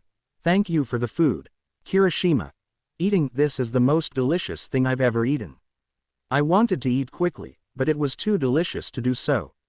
Jiro. Yaomomo, you really do eat a lot. Eating. Yaoyorozu. My quirk uses the books in my body to create things. The more I eat, the more I create. Siro. It's like shit. Yaoyorozu sad face, say D prime. Jiro. Apologize. Hits Siro. Siro. Sorry. While they were talking, Kota angrily walked away to another place, under Izuku's gaze. In a cave high on the mountain some distance from the camp, Kota gazed intently at the forest until his stomach growled. Izuku. You must be hungry, right? He said, arriving with a plate of food. Kota. You. How did you know where I was? Izuku. I followed you, besides, you could say I'm grounded, so I know where people are. Kota. This is my secret base, get out of here. Izuku. Secret base. He saw the cave, I think it needs a little decoration. Kota. So excited to start training your quirks, it's really pathetic. Do you really want to go that far just to show off your quirk? Izuku. I admit I showed off a little when we arrived, but I'm not that kind of guy. Kota. Heroes and villains who boast while killing each other. Like idiots. That's why it ends like this, he said in a sad tone. Izuku. Your parents are water hoses, right? Is that why you hate heroes? Kota. Did Mandalay open her big mouth? Izuku. He told me a little, but I'd actually been thinking it ever since I saw you. You look like them. He looked at him. My first autograph from a hero was from them. Kota. So what, Izuku? I know you won't listen to me, but they were great, he said, lifting a piece of dirt to sit on. Heroes who always wanted a great future for their son. He looked at him. A place where you can smile and be happy. Kota. Shut up, holding back tears. Izuku. Saw him, you know. Honestly, I envy you. Kota. Envy? Why? Izuku. You at least got to meet your parents. I didn't even get to see them. Kota. What? But your family is here. Izuku. That's right, but they're not my biological family, they adopted me. Kota. Did they adopt you? Izuku. Yes, smiled my mother. She was being chased by some villains, and to save me she left me at the doorstep of my current family's home, and I was just a baby when that happened. Kota. And should I put you through to her? Izuku. Sighs. I had to get the villains away from me, so, drawing their attention, I ran to another place to draw them away and they killed her. He said sadly. Some members of my family avenged her and allowed her to rest in peace. Kota. What happened when you found out you were adopted? Izuku. When I found out, I thought she didn't love me, and that's why she left me at her door. Sighs. I hated her for a few days for thinking that, but when they told me the real reason, I regretted it so much. She died saving me. With tears in his eyes, he made a green stuffed rabbit appear. This is all I have left of her. Kota. Saw the plushie. It looks really nice for her to have left it with you years ago. Izuku. Yes, I always take very good care of it. Even when it was 3 years old it broke into many pieces and still I didn't want to throw it away. Smiled, because he would know it was very special to me. The plushie disappeared and he looked at Kota. So tell me, do you hate your parents? Kota. What? Izuku. They were heroes, so, do you hate them? Kota. No, I don't hate them, he said quickly. Izuku. So, I'm not saying you should hate all heroes, just those you believe deserve to be loved and remembered. Kota. Dad. Mom started to cry. Forgive me. Izuku. He stood up. Come here. He opened his arms. Kota quickly hugged Izuku, and Izuku hugged him back. After a few minutes, Kota vented until she could calm down and then separate. Izuku. Better. Kota. Why yes, wiped his tears with his arm. Izuku. You know, let me do something for you. He put his hands on Kota's head and saw into his mind's eye. I've got it. Kota. What did you do? Izuku. I saw in your memories touches the ground. I wanted to know what they looked like. 2 small pillars of earth emerged from the ground and began to break apart until only rock figures of Kota's parents remained. Kota. They are my parents. Izuku. Practice this a lot.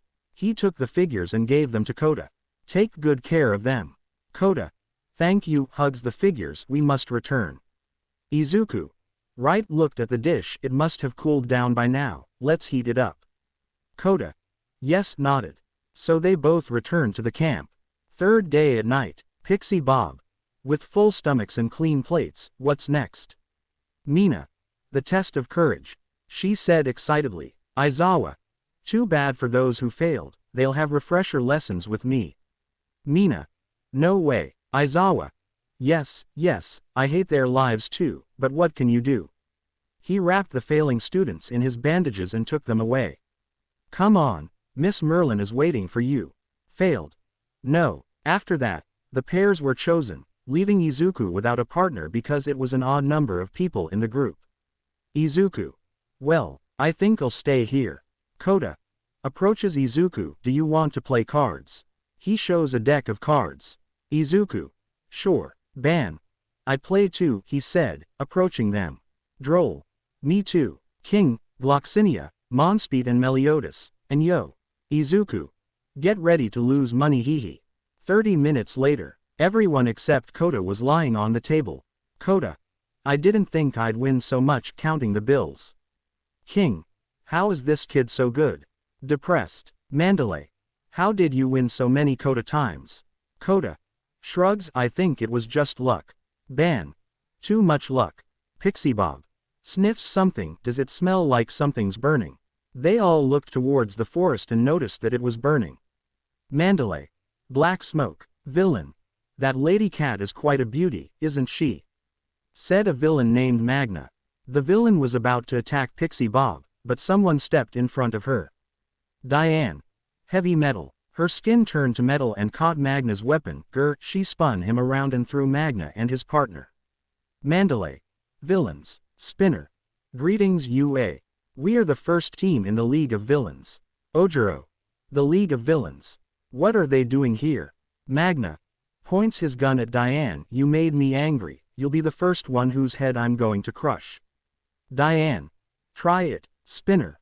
Well, I should introduce myself. He draws his sword. I am Spinner, the one who will continue Stain's legacy. Mandalay. Boys, get out of here. The fight must be avoided. Is that clear? I order class president, take charge. Izuku. Yes. He saw his classmates. Everyone evacuate. Everyone started to leave the place. Izuku. Vamos Kota. As the two were about to leave, someone fell in front of them. You won't go anywhere. His arm filled with muscle fibers and he punched Izuku and Kota, sending them flying towards a mountain. Ha ha ha. Diane Y. Mandalay. Izuku Kota. With Izuku and Kota. Before crashing into the mountain, Izuku took out his wings, caught Kota, and landed on the ground. Izuku. Goes down to Kota and sees him. Are you okay? Are you hurt? Kota. I think I'm okay. Checked himself. Izuku. I'm glad. He was interrupted by an explosion. I see you're still alive, thank goodness. Izuku. Stand behind me, Kota. The boy nodded and did so. The wind blew, revealing the subject's face. Kota. Why you? You killed my parents. You're muscular. Muscular. Huh, oh, you're the son of the water horses. He started approaching them and took something out of his pocket. Your parents gave me this wound. Now I'll send you to them. He covered his arms in fibers and jumped towards them. Izuku. He grabbed Kota and jumped, dodging Muscular. He's fast. He put Kota on the ground and trapped him in a perfect cube. You'll be safe in there. Muscular. Oh, I remember you now. You're the one the League of Villains wants. He smiled. They told me to bring you in alive, but they didn't tell me how alive. He lunged at Izuku. Izuku. Barely dodges. Damn. I'm tired from training and I used a lot of magic power. I can't use Hunter's Hunt either or I'll leave the others without energy and they'll have problems. Muscular. Let's fight. Muscular lunged at Izuku again, but Izuku dodged him. Izuku. Creation. 4 arms of earth emerged from the ground and collided with Muscular, sending him flying into the mountain. After that, Izuku fell to his knees and the perfect cube disappeared, allowing Kota to leave. Izuku. That was all my power. Kota. Approached Izuku. Are you okay? Izuku. Yes, I'm fine. He stood up. Come on. We have to go to the others. A loud crash echoed through the mountains. Izuku and Kota turned around and saw Muscular emerge. Muscular. That really hurt. He removed his eye and put in another one. Now I'll get serious. Brats. His body was covered in fibers and he launched himself at them. Izuku. Watch out. I push Kota, receiving the blow from Muscular that sends him crashing into the mountain. Ah. Muscular. He lunged at him again, delivering a blow that buried him further into the mountain. Show me your blood. He began to deliver several blows at great speed. Izuku. I can't heal if he keeps hitting at that speed. Ah. Suddenly a jet of water hit against a muscle. Muscular. Huh, water. He turned around and saw Kota. Kota. Stop. Muscular. Then what? I'll kill you later. He felt someone pressing against his arm.